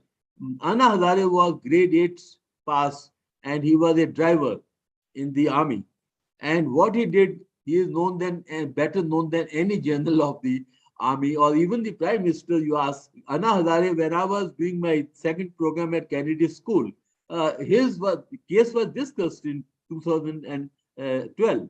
So therefore, please remember that do small things on your own. They have better value than when you begin to climb on someone's back. And the very last point, which he said, that Indians, you lack killer instinct. We got to be actually fight it out. We have become so enslaved. Yesterday, actually, my wife, she is heading an autonomous college. So I have fairly on ground. She is heading a college which is 136 years old. So I have a fairly good insight into what's going on. And that's a girls' college and an autonomous college. They got autonomy about 4 years back. And both our kids, they are great performers. They are very great academic achievement. So what I'm talking is, I'm not even talking from my army experience or my own academic experience. I have got home laboratories, which I can always go and find out what's going on. That today we are very enslaved. When you, like in the armed forces, they're very clear. You are writing a letter to Prime Minister, you write Honorable Prime Minister.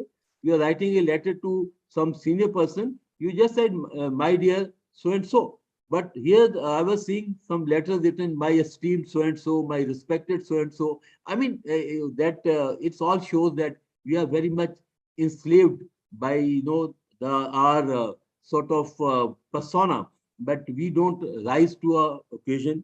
We don't want to ask tough questions. We only want to give very pliable answers. Now, that's what was this whole case study about.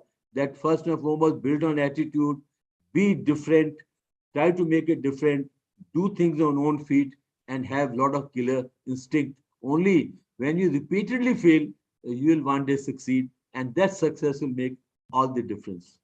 Yeah. Sir, my answer is do simple things in a greater way. From the case study which you gave, Right. that is my answer, sir. Thank you. Thank you.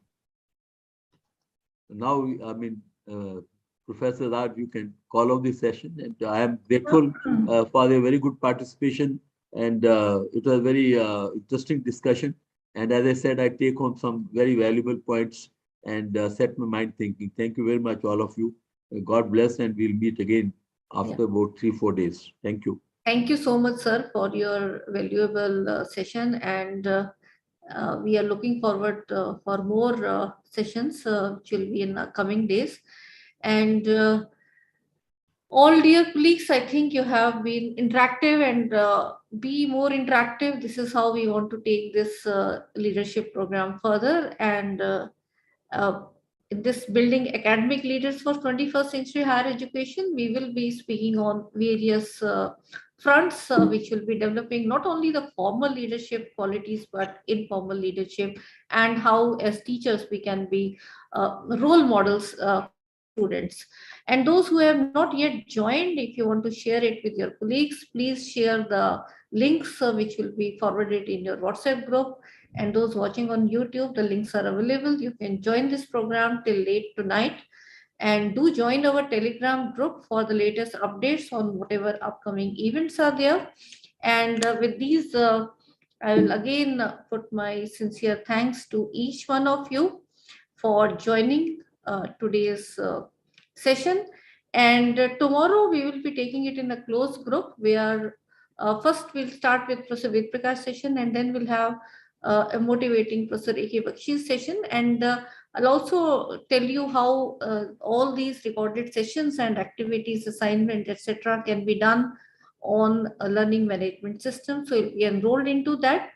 And with these, we say bye-bye to all of you till tomorrow. We'll see you tomorrow. And all of you have a happy day further. Thank you so much, and join. So today it's relatively free. You can look at this case study again and think your points. We will be sharing the feedback link with all of you. You can join, and tomorrow onwards I'll be telling you more technical requirements for completion of FDP. Or if you want only a leadership development program certificate, then there will be slightly more flexible parameters, and I'll be sharing all those with you tomorrow. So thank you everyone. Thank you again, Major General Professor G.G. Dwivedi sir, and thanks to my entire coordinating team. Thank you, Professor Bakshi sir. So I think still logged in, not with video, but with audio, he's there. Thanks to Professor Jaswinder Singh and entire team of my technical team at the back end. They will be helping all the technical issues. So although we are saying bye-bye for the live session, but virtually we are connected to the WhatsApp group also. So any issues, any queries, you can contact us and we'll take it. And all of you keep smiling, and we will be learning together more tips on how to be leaders in our own domains. Thank you. Thank you so much. Bye-bye. Bye. See you. Thank you.